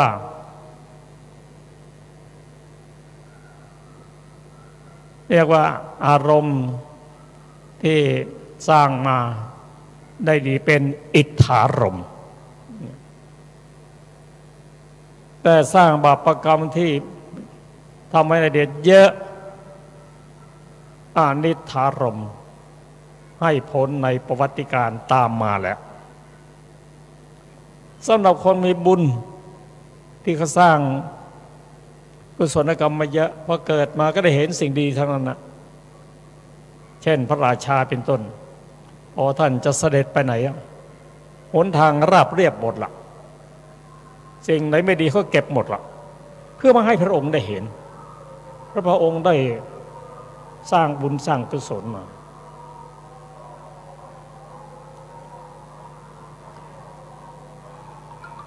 แต่สำหรับปุถุชนนั้นมีทั้งกรรมดีคือกุศลกรรมและอกุศลธรรมคละเคล้ากันไปบางครั้งก็เจออารมณ์ที่ดีเรียกว่าอิทธารมณ์บางครั้งก็เจออารมณ์ที่ไม่ดีเรียกว่าอนิทธารมณ์อิทธารมณ์อนิทธารมณ์ก็เป็นอย่างนั้นแหละเข้ามาเป็นอย่างนั้นน่ะส่วนจิตจะเศร้าหมองจะชอบไม่ชอบนั้นเราปรุงแต่งเอาเองทำไมปรุงแต่งเอาเองเพราะเป็นธรรมชาติที่ปรุงแต่งถ้าธรรมชาตินั้นประกอบด้วยสติการปรุงแต่งก็จะเป็นด้านกุศลถ้าไม่มีสติอกุศลก็เข้ามา บางทีเราเห็นสีนะโดยปกตินะสมมติว่าคนนั้นใส่เสื้อสีแดงบางทีเราไม่ได้มองเห็นคนนั้นนะเห็นเสื้อสีแดงเราก็ไม่ชอบใจแล้วใส่เสื้อสีเหลืองนั้นบางทีเห็นแล้วบางคนก็ชอบแต่ไม่ชอบก็สีเหลืองก็คือสีเหลืองสีแดงก็สีแดงนะเขาไปทำอะไรให้ใครเราไปปรุงแต่งเองเพราะทำไมปรุงแต่งเองเพราะเราไม่เข้าใจ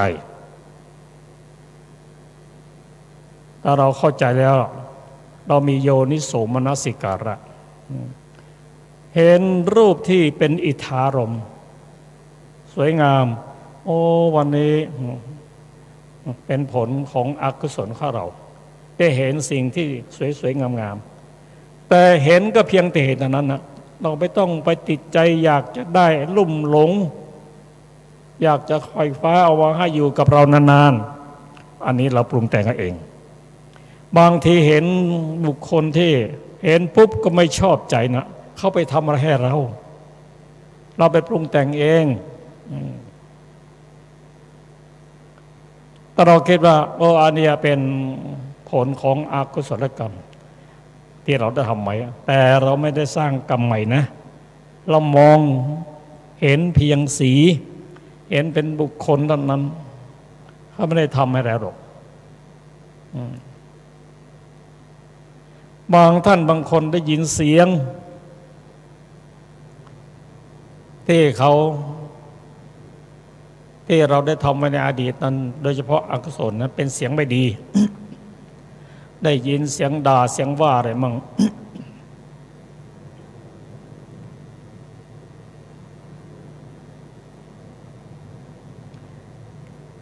พระผู้มีพระเจ้าของเราแม้พระองค์เป็นพระอรหันตบุคคลพระองค์ก็ยังถูกด่าถูกนินทาวาร้ายทำไมเป็นงั้นเนาะมีเหตุมีผล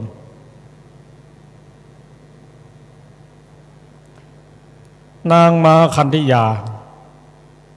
ซึ่งเป็นพระมเหสีที่รักของพระเจ้าอุเทนอาฆาตพุทธเจ้า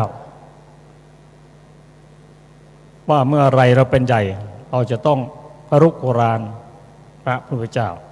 ได้จ้างคนด่าพระพุทธเจ้า7 วันไม่ใช่7 วันจ้างคนด่าพระพุทธเจ้าทุกวันขณะที่บิณฑบาตจนพระอานนท์กราบทูลว่าพระพุทธเจ้าข้าเราย้ายเมืองเถอะอย่าไปบิณฑบาตที่นี่เลยที่อื่นมีมากมายพระองค์ตรัสว่าอานนท์เหตุเกิดที่ไหนต้องดับที่นั้นและอีกประการหนึ่งใครจะมาด่าพระพุทธเจ้าได้ไม่เกิน7 วันก็ต้องเลิกไปตามมาพระองค์โกรธไหมที่นางมังคันธยาจ้างเข้ามาด่าพระองค์ไม่โกรธพระองค์ดับสนิทแล้วซึ่งโลภะโทสะโมหะไม่มีโกรธแล้วไม่มีปรุงแต่งแล้วแต่ถ้าบุคคลปุถุชนแล้วกับตาต่อตาฟันต่อฟันเนี่ยมันแตกต่างกันอย่างนี้ว่าปรุงแต่งไม่ปรุงแต่งเนี่ยเรามาเรียนเนี่ยเราเข้ามาศึกษาว่าการที่เราเห็นสิ่งดีไม่ดีนั้นมันเป็นผลมันเป็นวิบากที่เราทำไว้ในอดีตแต่วิบากก็คือวิบากมันไม่มีอะไรหรอกไม่มีโทษไม่เป็นกุศลอกุศลหรอกแต่เราไปปรุงแต่งเองนี่สิทำให้เป็นบุญเป็นบาปได้สร้างกรรมใหม่โดยอาศัยวิบากเป็นปัจจัยให้สร้างกรรมใหม่เป็นกุศลเป็นอกุศลก็ได้ทีนี้ถ้าเป็นกุศลล่ะทำไงบางคนบางท่านนั้นได้ทำบุญมาก่อนได้เห็นดอกไม้ที่สวยงามสะพรั่งเขามีสติมนสิการะถ้าเราได้ดอกไม้นี้ไปบูชาพระพุทธเจ้าบูชาพระธรรมพระสงฆ์ก็จะดีนะหรือเห็นผลไม้ที่งามๆเขาขายนั่นนะนึกถึงว่าพวกนี้เราไปทำบุญ อันนี้จากวิบากที่เป็นกุศลนะทำให้เป็นกุศลเพิ่มขึ้นแต่สำหรับพระอรหันต์บุคคลนั้นท่านละหมดทั้งกุศลและอกุศลแต่ปุถุชนนั้นฟ้าหมดกุศลก็เอาอกุศลก็เอาเห็นดอกไม้สวยๆโอ้โหทำไงเนาะช่างสวยงามอยากจะได้ไว้ที่บ้านถ่ายรูปแล้วถ่ายรูปอีกชอบอกชอบใจอยากเห็นอีกไม่รู้จักเบื่อคือติดในอิทธารมณ์นั่นเองเกิดโลภะขึ้นมาแล้วพอใจโลภะขึ้นมาอยากจะได้อย่างนี้เรียกว่าปรุงไปในทางอกุศลถึงแม้ไม่มีโทษมากนะแต่มันก็เป็นสมุทัยมันเป็นโลภะอ่อนๆที่ทำให้เราเกิดความอยากที่ไหนนะมีอีกนะอยากจะไปดูไกลก็ไม่ว่าซื้อเข้าแพงก็ไม่สนใจขอให้ได้เห็นเท่านั้นก็ถามดอกไม้งามๆนะเขาทำอะไรให้เขาก็เฉยๆนั่นนะเขาก็ไปอย่างนั้นนะเขาออกปีละครั้งกับปีละครั้งนั้นนะหน้านั้นก็หน้านั้นนะไปดูได้เขาก็อยู่อย่างนั้นแหละแต่คนไปปรุงแต่งทีนี้เวทนานั่นนะที่ผมเรียนให้ทราบว่านะมันเกิดขึ้นกับจิตทุกดวงเป็นสุขเป็นทุกข์ไม่สุขไม่ทุกข์เป็นสมนัตเป็นโทมนัสถามว่าเมื่อไหร่จะหมดสักทีไม่หมดตราบใดที่มีจิตนะตราบนั้นยังมีเวทนาถ้าคุณไม่มีจิตเมื่อไหร่ก็เวทนานั้นก็ดับไปแล้วไม่มีแล้วภิกษุบางรูปเกิดอาพาธขึ้นมาเกิดทุกขเวทนา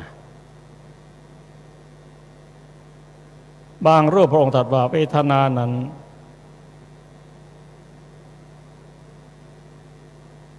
จนกายหมดสภาพเวทนาก็หมดไปจนถึงตายเวทนานั้นก็ดับไปไม่มีใครอาจจะละเวทนาได้แม้พระพุทธองค์ทรงพระอาพาธมีเวทนากระเจียนปรินิพพานแต่พระองค์ทรงข่มเวทนานั้นครั้งหนึ่งพระเทวทัตเกลี้ยงก้อนหินใหญ่จากภูเขาคิชกูฏคงจะก้อนใหญ่มากเพื่อที่จะทำลายพระพุทธเจ้าเทวดาก็เอาภูเขาทั้งสองลูกมากั้นไว้เศษของศิลานั้นมากระทบพระบาทให้ห่อพระโลหิตพระองค์ทรงเวทนาอย่างมากเนี่ยพระพุทธเจ้าก็ยังประสบเวทนาเลยไม่มีใครจะพ้นหรอกเวทนาและเวทนาที่ดังกล่าวเนี่ย พอเกิดขึ้นกับจิตทุกดวง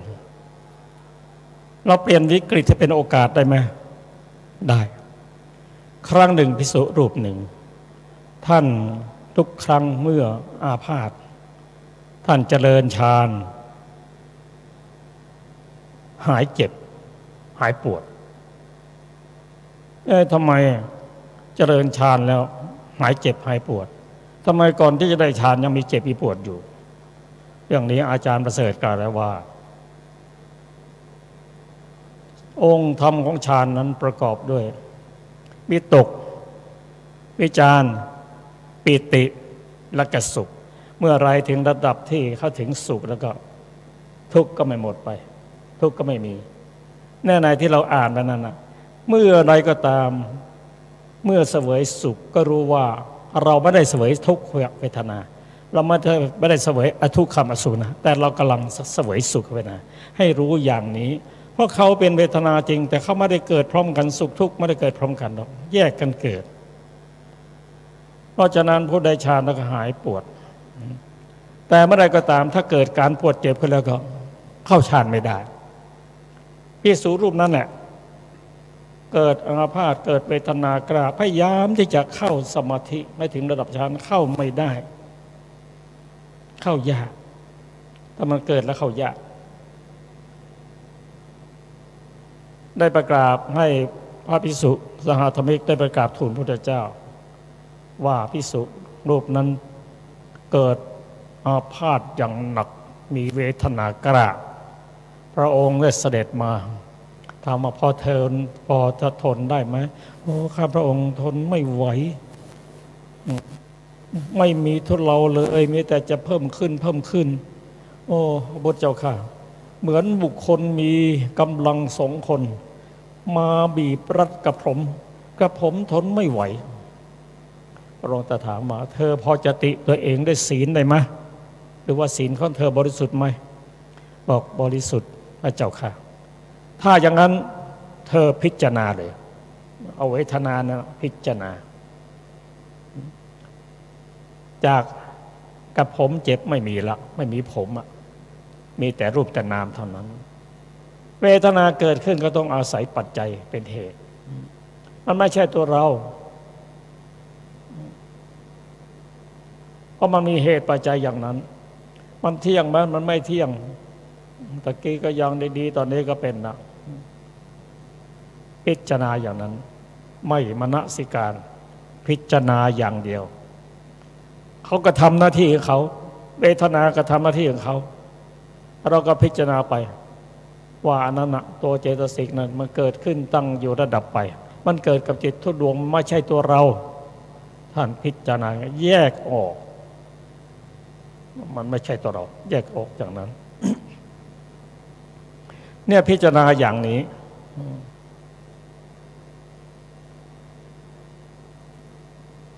ซึ่งมีรายละเอียดถึงกับว่าเรามีสุขก็รู้ว่าสุขทุกข์ก็ทุกข์นั้นเนี่ยแสดงว่าสมถะต้องมีสติกำกับแล้ว2 อย่างเนี่ยใช้เป็นฐานในการพิจารณาด้านวิปัสสนามันไม่ใช่ตัวเราอะตัวเวทนาข่มได้ไหมข่มได้ฝึกได้มาฝึกได้ตั้งแต่บัดนี้เป็นต้นไปก็มีคนมาถามว่าอาจารย์ครับ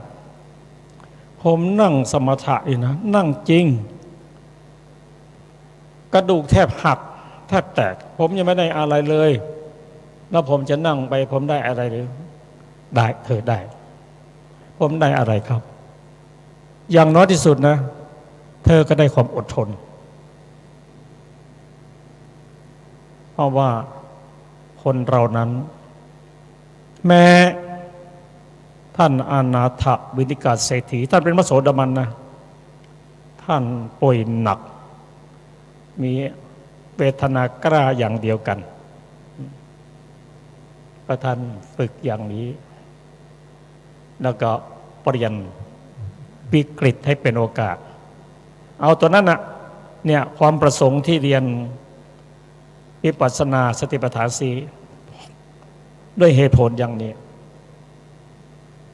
เพราะเขาก็เป็นตัวเจตสิกที่เกิดขึ้นกับจิตทุกดวงไม่พ้นหรอกบางทีก็ปางตายเมื่อไรก็หมดมันนั้นสิ้นสุดกายเมื่อไรก็หมดเวทนาสิ้นลมหายใจเมื่อไรก็หมดเวทนาจะไปห้ามเขาไม่ให้เกิดไม่ได้หรอกเพราะเกิดกับจิตทุกดวงธรรมชาติก็เป็นอย่างนั้นท่านผู้ฟังที่เคารพครับเรื่องเวทนานั้นเป็นเรื่องที่ต้องศึกษากันเพราะมีความสำคัญอย่างยิ่งต่อชีวิตของเราเพราะคนเรานั้นรักสุขเกลียดทุกข์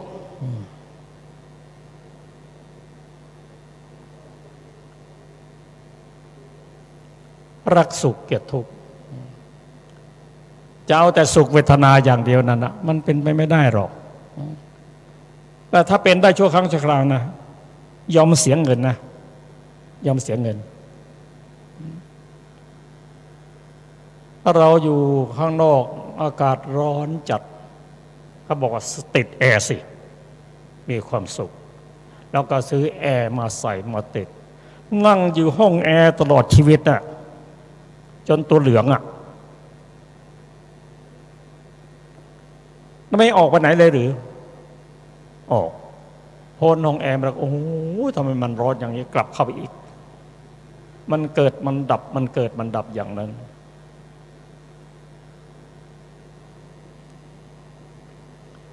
ครับก็มีปัญหามาว่าการตัดต้นไม้เป็นบาปไหม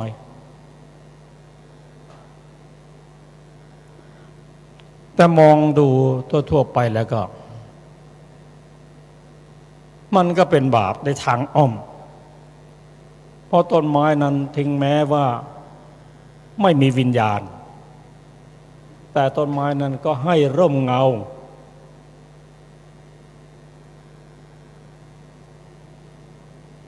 ต้นไม้นั้นให้เป็นที่พักแม้พระพุทธเจ้าของเรานั้นก็อาศัยป่าไม้ต้นไม้นั่นแหละประสูติตรัสรู้และนิพพานอาศัยต้นไม้นั้นมีคุณอย่างเดียวต้นไม้นั้นดูดน้ำซับน้ำให้ร่มให้เงาเอาไปทำอย่างอื่นได้นอกจากนั้นต้นไม้นั้นยังเป็นที่อาศัยของรุกขเทวดาด้วยถ้าไปตัดเขาตัดต้นไม้นั้นนะจะเป็นการรุกรานรุกขเทวดาด้วยก็เหตุการณ์ก็มีที่เราเคยศึกษานั่นนะภิกษุตัดต้นไม้ไปตัดเอาแขนของลูกของรุกขเทวดาเข้าว่าไม่เห็นอ่ะแม่ของเด็กที่ถูกตัดแขนนั้นไปฟ้องพระพุทธเจ้า พระพุทธเจ้าเรียกภิกษุนั้นมาถามถ้าทำเช่นนั้นจริงหรือจริงก็ขอบใจเทวดาลูกค้าเทวดานะที่ไม่ทำร้ายภิกษุซึ่งลูกค้าเทวดานะเราทำร้ายภิกษุก็ได้นะแต่ภิกษุนั้นยังมีพระพุทธเจ้าเป็นครูบาอาจารย์เป็นเจ้าของต้องไปกราบทูลท่านลูกค้าเทวดานั้นกลับไปสักครู่ก็มาอีกนองด้วยน้ำตาแต่มาอะไรอีกเล่าดิฉันไม่มีบ้านอยู่เพราะต้นไม้ถูกตัดแล้วดิฉันทั้งลูกต้องเหเร่ร่อนต้นไม้อันเป็นที่อยู่เขาอยู่กันหมดแล้วพระพุทธเจ้าทรงพิจารณานั่นต้นไม้ต้นนั้นนะเนี่ยลูกขาเทวดาเพิ่งไปปฏิสนธิเนี่ยไปเกิดที่อื่นกำลังว่างอยู่เธอพาลูกไปอยู่ที่โน่นเถิดเพราะฉะนั้นการตัดต้นไม้นั้นมันมีโทษในทางอ้อมหนึ่งโลภะประกอบด้วยโมหะเพราะไม่รู้ว่าแม้แต่อย่าพูดต้นไม้แต่ในปัจจุบันนี้เขาบอกว่าแม้แต่ถอนหญ้าต้นเดียวเนี่ยสะเทือนไปทั้งโลกนั่นเขาว่าอย่างนั้นนะยิ่งต้นไม้อีกเพราะฉะนั้นเขาจึงปลูกป่ากันเพราะป่าไม้นั้นอยู่ที่ไหนมีแต่ความร่มเย็นเป็นที่สถานธรรมเป็นที่ปฏิบัติธรรมซึ่งพระพุทธเจ้าได้อาศัยสิ่งนี้มาตลอดการตัดต้นไม้นั้นถึงว่าผิดวินัยอ่อนๆอย่างนั้นนะไม่ให้ถอนพีชขามไม่ให้ดึงพืชสีเขียวตามต้นไม้นะมีความรู้สึกกับไม่มีความรู้สึกคุณจะฝันแล้วเขาเจ็บไม่เจ็บแต่มันกระทบกระเทือนทั้งโลกทั้งมนุษย์และเทวดาก็ขอตอบเพียงสั้นๆแค่นี้นะครับครับเรายังมีเวลาเหลืออยู่ที่จะได้ฟังอาจารย์ประเสริฐได้อธิบายเกี่ยวกับจิตการพิจารณาจิตได้กรุณาบอกว่าจิตคืออะไรเกิดขึ้นได้อย่างไรและดับได้อย่างไรมีลักษณะอย่างไรมั่ง และเราศึกษาจิตเนี่ยเราจะน้อมมาปฏิบัติในชีวิตประจำวันได้อย่างไรครับขอเชิญครับมีเวลาขอมอบให้อาจารย์ประเสริฐเชิญครับครับขอบคุณครับครับพูดถึงเรื่องของจิตนะครับจิตของสัตว์ทั้งหลายนะครับสัตว์ที่เกิดอยู่ใน30ภูมิเนี่ยมีจิตหมดนะครับมีเฉพาะภูมิเดียวเท่านั้นที่ไม่มีจิตนะเรียกว่าอสัญญาสัตตภูมิจิตที่มีอยู่ใน31ภูมิเนี่ยมันมีมากมายนะครับเฉพาะมนุษย์โลกเราก็มีมากมายนะแต่ว่าที่เราสามารถนำมาศึกษาเล่าเรียนเนี่ยเขาจะจัดเป็นประเภทขึ้นมานะครับเอาประเภทที่มีคุณลักษณะคล้ายๆกันเหมือนกันเนี่ยเอามาอยู่ในประเภทเดียวกันนะครับแต่ถ้าไม่จัดเป็นประเภทแล้วนะเราก็จะศึกษาลำบากนะครับเพราะว่ามันเป็นของที่มีมากมายนะครับไม่รู้จักจบนะครับแต่เมื่อพระพุทธองค์ทรงจัดระบบนะครับเรื่องของจิตของสัตว์ทั้งหลายเนี่ยแล้วเนี่ยก็จะได้ลักษณะที่เหมือนกันมาอยู่กลุ่มเดียวกันก็จะมีอยู่ทั้งหมดนะ121 ดวงนะครับแต่ถ้าว่าโดยธรรมดาปกติเนี่ยก็จะมีอยู่ทั้งหมด89 ดวงด้วยกันนะครับ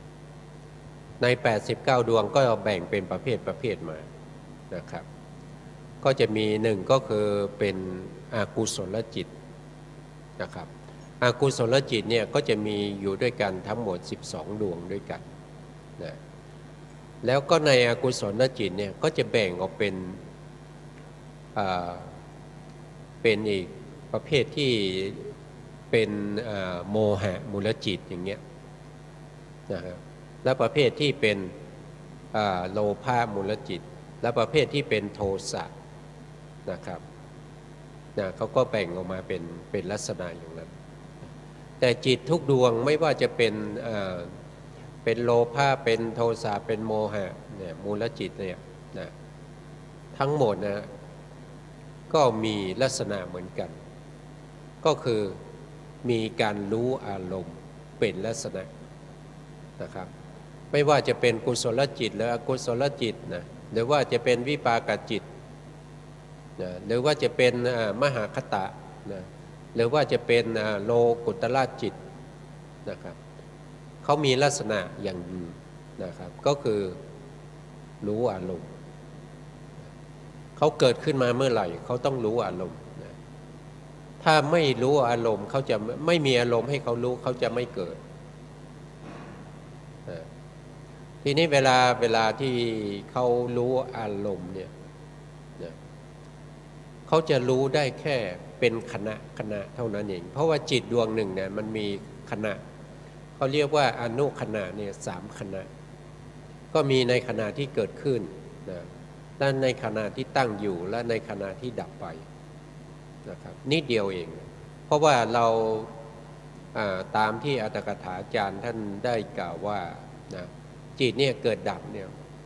มันเวลาเราลัดนิ้วมือหนึ่งเนี่ยดีดนิ้วมือแค่โป๊ะเดียวอย่างเงี้ยนะครับจิตเนี่ยเกิดดับไปตั้ง100,000 โกฏขณะนะ100,000 โกฏขณะนะแต่ภายหลังมาเนี่ยก็มีคนที่เขาเอาบุคคลที่ดีดนิ้วมือเนี่ยไวที่สุดเนี่ยนะแล้วก็จับเวลาเนี่ยนะครับใน1 นาทีเนี่ยใน1 วินาทีเนี่ยเขาว่าบางคนเนี่ยดีดได้ถึง10 ครั้งนะครับนะบางคนก็ดีดได้ถึง4 ครั้งนะผลเฉลี่ยออกมาเนี่ยใน1 วินาทีเนี่ยดีดได้4 ครั้งเพราะใน1 วินาทีเนี่ยจิตเนี่ยเกิดดับไปเนี่ยนะครับเป็น400,000 โกฏขณะนะ400,000 โกฏขณะ มันจะเกิดดับเร็วมากนะครับเราไม่สามารถที่จะรู้ทันได้นะเราไม่สามารถที่จะรู้ทันมันได้นะแต่ทำไมวิปัสสนาให้ตามรู้ว่าจิตมีโทสะก็ให้รู้ว่าจิตมีโทสะจิตมีโมหะก็ให้รู้ว่าจิตมีโมหะจิตมีราคะก็ให้รู้ว่าจิตมีราคะการที่ให้รู้ในลักษณะนั้นเขาเรียกว่าไม่ใช่รู้ในขณะนะแต่รู้ในสันตติขณะในสันตติขณะเนี่ยก็คือการสืบต่อนะของจิตนะครับอย่างเช่นเวลามันเกิดโลภะเนี่ยนะจิตที่เป็นโลภะมูลจิตที่มันเกิดขึ้นเนี่ยมันจะเกิดติดต่อกัน7 ดวงนะครับแล้วเวลาเกิดขึ้นติดต่อกัน7 ดวงเนี่ยแล้วมันดับไปเนี่ยมันก็จะขึ้นวิถีแบบเดียวกันนี่แหละที่มีโลภะเนี่ยที่เกิดขึ้นมาเนี่ยนะครับที่เรียกว่าสมุหฆานวิถีเนี่ยอีก7 ดวงนะครับแล้วก็จะมาอาติตาฆานเมื่อกี้นี่เป็นอาติตาฆานวิถี7 ดวงนะครับที่เกิดขึ้นมาเหมือนกับที่เกิดครั้งแรกนะครับแล้วก็มาที่สมุหฆานวิถีก็จะรวบรวมไว้นะครับเพราะฉะนั้นเนี่ยเวลาเรารู้โลภะเนี่ยเราจะไม่รู้ถึงขนาดของโลภะที่กำลังเกิดและกำลังดับแต่เรารู้ในลักษณะว่าเป็นขณะในสันตตินะครับที่เกิดสืบต่อกันนะครับเรารู้ในขณะที่สืบต่อกันนั้นนะครับเพราะเราไม่มีอภิญญาจิตแต่ถ้าเรามีอภิญญาจิตเนี่ยเขาสามารถรู้ได้นะเขาสามารถที่จะรู้ได้นะครับอย่างที่พระพุทธองค์ทรงบัญญัติขึ้นมาเนี่ยพระพุทธองค์ทรงเห็นนะทรงเห็นทรงรู้นะครับว่าจิตเนี่ยมันเกิดดับอย่างนี้แล้วส่วนนี้เป็นโลภะส่วนนี้เป็นโทสะนะครับแต่เราเนี่ยไม่สามารถจะรู้อย่างนั้นได้นะครับเพราะว่าเราไม่ได้สร้างบารมีไม่ได้สะสมบารมีมานะครับแต่ถ้าเราอยากจะรู้อย่างพระพุทธองค์เนี่ยที่รู้ว่าโลภะเนี่ยที่เกิดขึ้นมามีอนุขณะ3 ขณะแล้วก็เวลามันเกิดเนี่ยมันเกิดในช่วงที่เป็นชวนะทำหน้าที่ในการเสพอารมณ์นะครับอย่างนี้เนี่ยเราต้องมีการสะสมบารมีนะครับเพราะว่ามนุษย์เราเนี่ยในชมพูทวีปเนี่ยนะสามารถที่จะสะสมบุญบารมีนะครับสร้างบารมีนะครับให้เป็นพระพุทธเจ้าก็ได้นะให้เป็นพระมหาจักรพรรดิก็ได้นะครับให้เป็นพระปัจเจกก็ได้ให้เป็นพระอรหันต์ก็ได้นะครับมนุษย์เราเนี่ยมีความสามารถในชมพูทวีปเนี่ยมีความสามารถมากมายนะแต่ว่าแต่ละท่านแต่ละบุคคลเนี่ยจะเอาความสามารถนั้นนะไปทำอะไรนะครับถ้าใครที่สนใจนะครับก็ศึกษาในพระไตรปิฎกก่อนนะครับแล้วก็สร้างบารมีนะถ้าเราไม่ศึกษาเราก็ไม่รู้นะไม่รู้นะพูดง่ายๆนะอย่างที่บางคนอาจจะคิดว่านะอย่างพระโพธิสัตว์เนี่ยพระเวสสันดรเนี่ยทั้งสร้างเรื่องของทานบารมี บางคนอาจจะว่าพระเวสสันดรนี่ใจร้ายนะเอาลูกไปบริจาคนะเอาภรรยาไปบริจาคทำไมใจร้ายอย่างนั้นนะครับถ้าคนที่สร้างบารมีนะเขาก็จะรู้ว่ามันมีหนทางเดียวเท่านั้นที่จะเป็นพระพุทธเจ้าได้ที่จะสามารถตรัสรู้สัพพัญญุตญาณได้นะครับอรหันตจิตที่จะเกิดขึ้นพร้อมด้วยสัพพัญญุตญาณนะครับมันจะต้องเดินทางนี้เท่านั้นนะทางอื่นไม่มีนะครับ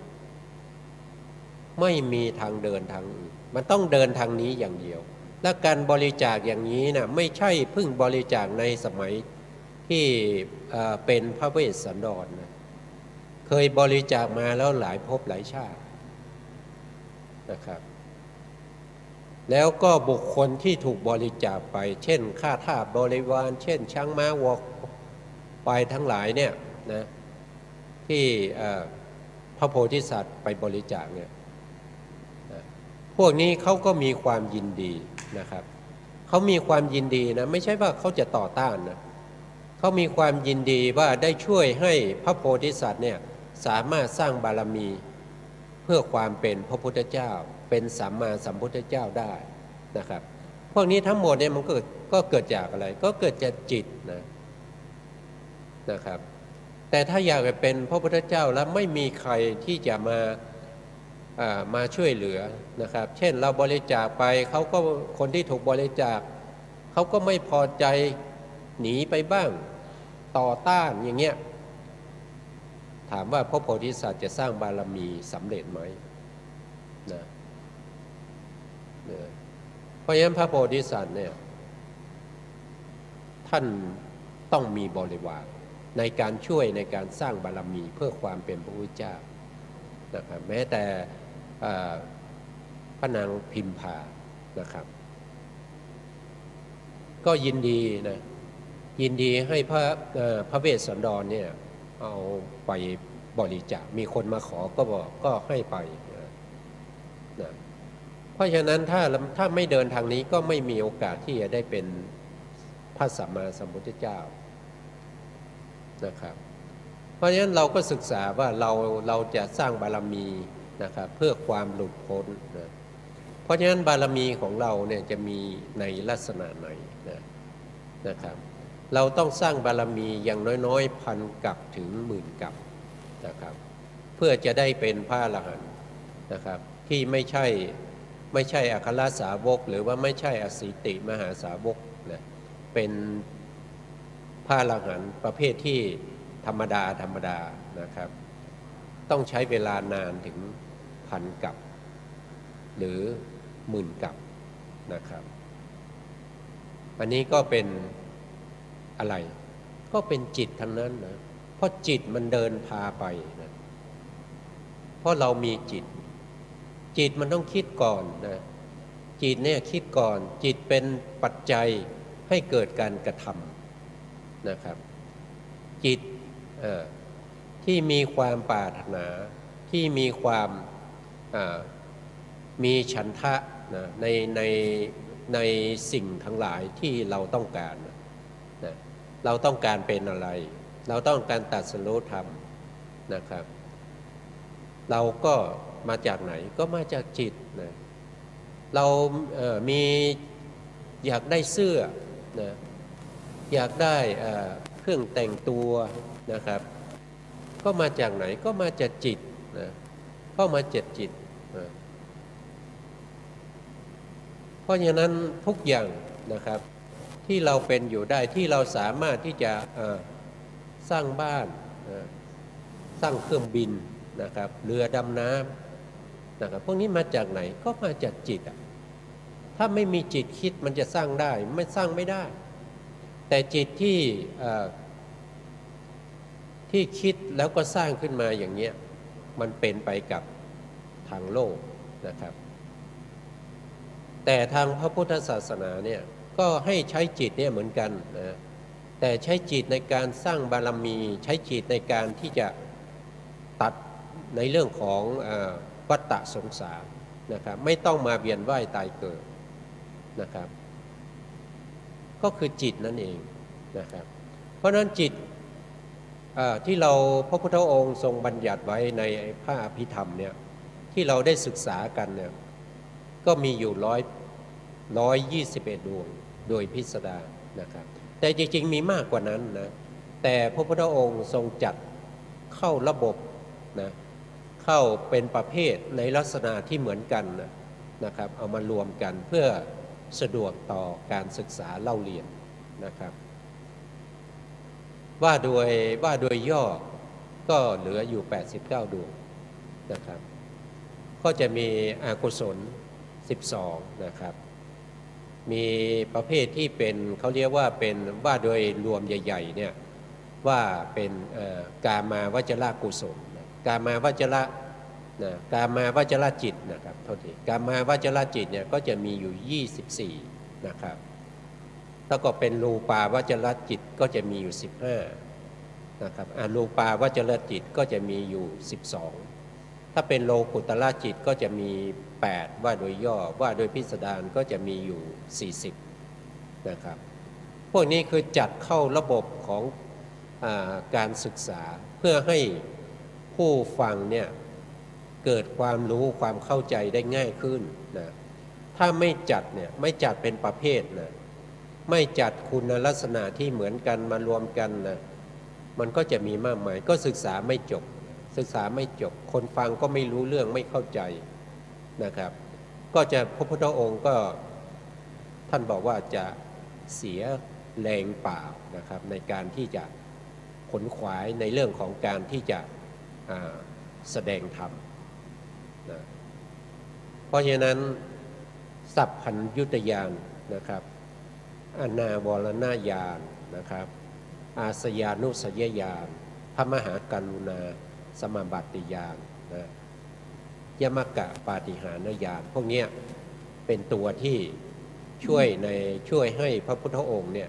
สามารถที่จะบัญญัตินะครับบัญญัติเป็นประเภทแล้วยังมีบัญญัติออกมาเป็นชื่ออีกนะแล้วยังต้องบัญญัติชื่อลงไปในสภาวะด้วยนะครับสิ่งพวกนี้เป็นสิ่งที่ได้มาด้วยการสร้างบารมีครับนะถ้าไม่สร้างบารมีไม่ได้แม้กระทั่งพระปัจเจกนะครับพระปัจเจกก็เป็นพระเจ้าเหมือนกันนะ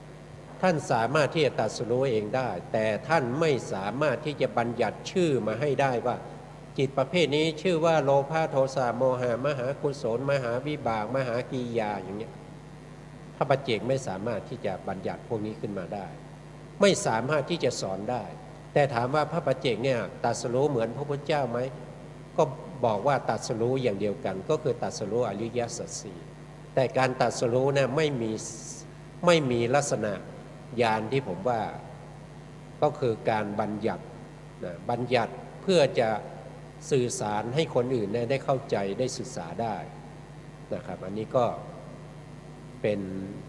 เรื่องของจิตนะครับแต่เวลาหมดนะครับก็เอาไว้พูดในวันอื่นครับครับขอขอบคุณอาจารย์ประเสริฐครับก็เราจะต้องศึกษากันต่อไปท่านผู้ฟังครับรายการศึกษาพระพุทธศาสนาตามพระไตรปิฎกนั้นคือการศึกษาคำสอนของพุทธเจ้าซึ่งประกอบด้วยศีลสมาธิปัญญาลาดลุ่มลึกไปตามลำดับเราเอาคำสอนพระเจ้ามาศึกษากันแล้วก็น้อมจิตศึกษาเข้าใจแล้วก็นำมาศึกษาตามที่สติปัญญาของเราที่จะทำได้ให้ดีที่สุด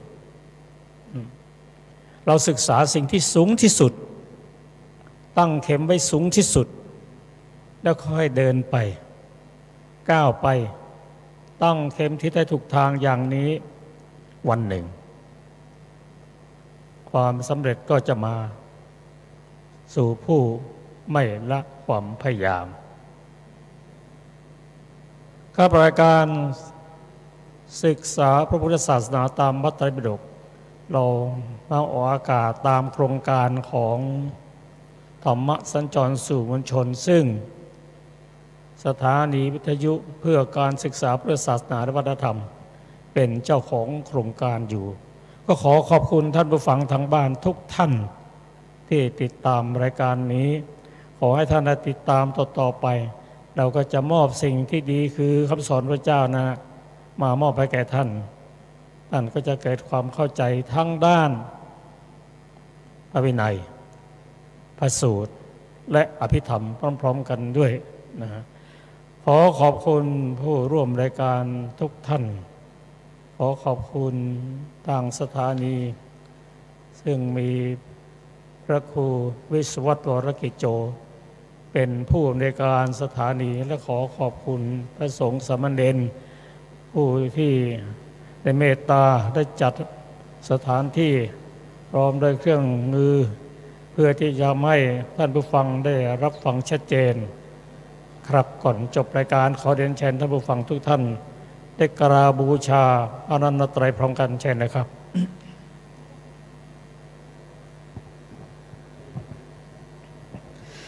อะระหังสัมมาสัมพุทโธภะคะวาพุทธังภะคะวันตังอภิวาเทมิสวากขาโตภะคะวะตาธัมโมธัมมังนัมสสามิสุปฏิปันโนภะคะวะโตสาวกสังโฆสังฆังนะมามินะโมตัสสะภะคะวะโตอะระหะโตสัมมาสัมพุทธัสสะนะโมตัสสะภะคะวะโตอะระหะโตสัมมาสัมพุทธัสสะนะโมตัสสะภะคะวะโตอะระหะโตสัมมาสัมพุทธัสสะขออนุโมทนาสาธุกับทุกท่านครับ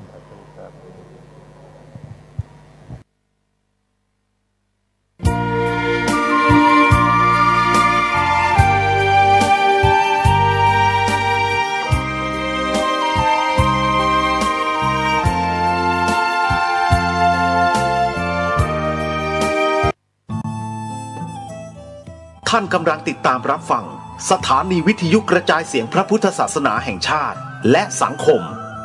คลื่นเพื่อการศึกษาพระพุทธศาสนาและวัฒนธรรมระบบ FM 104.5 เมกะเฮิรตซ์รายการต่อไปเป็นรายการสปะสาระล้านนาดำเนินรายการโดยพ่อหนานไกรสอน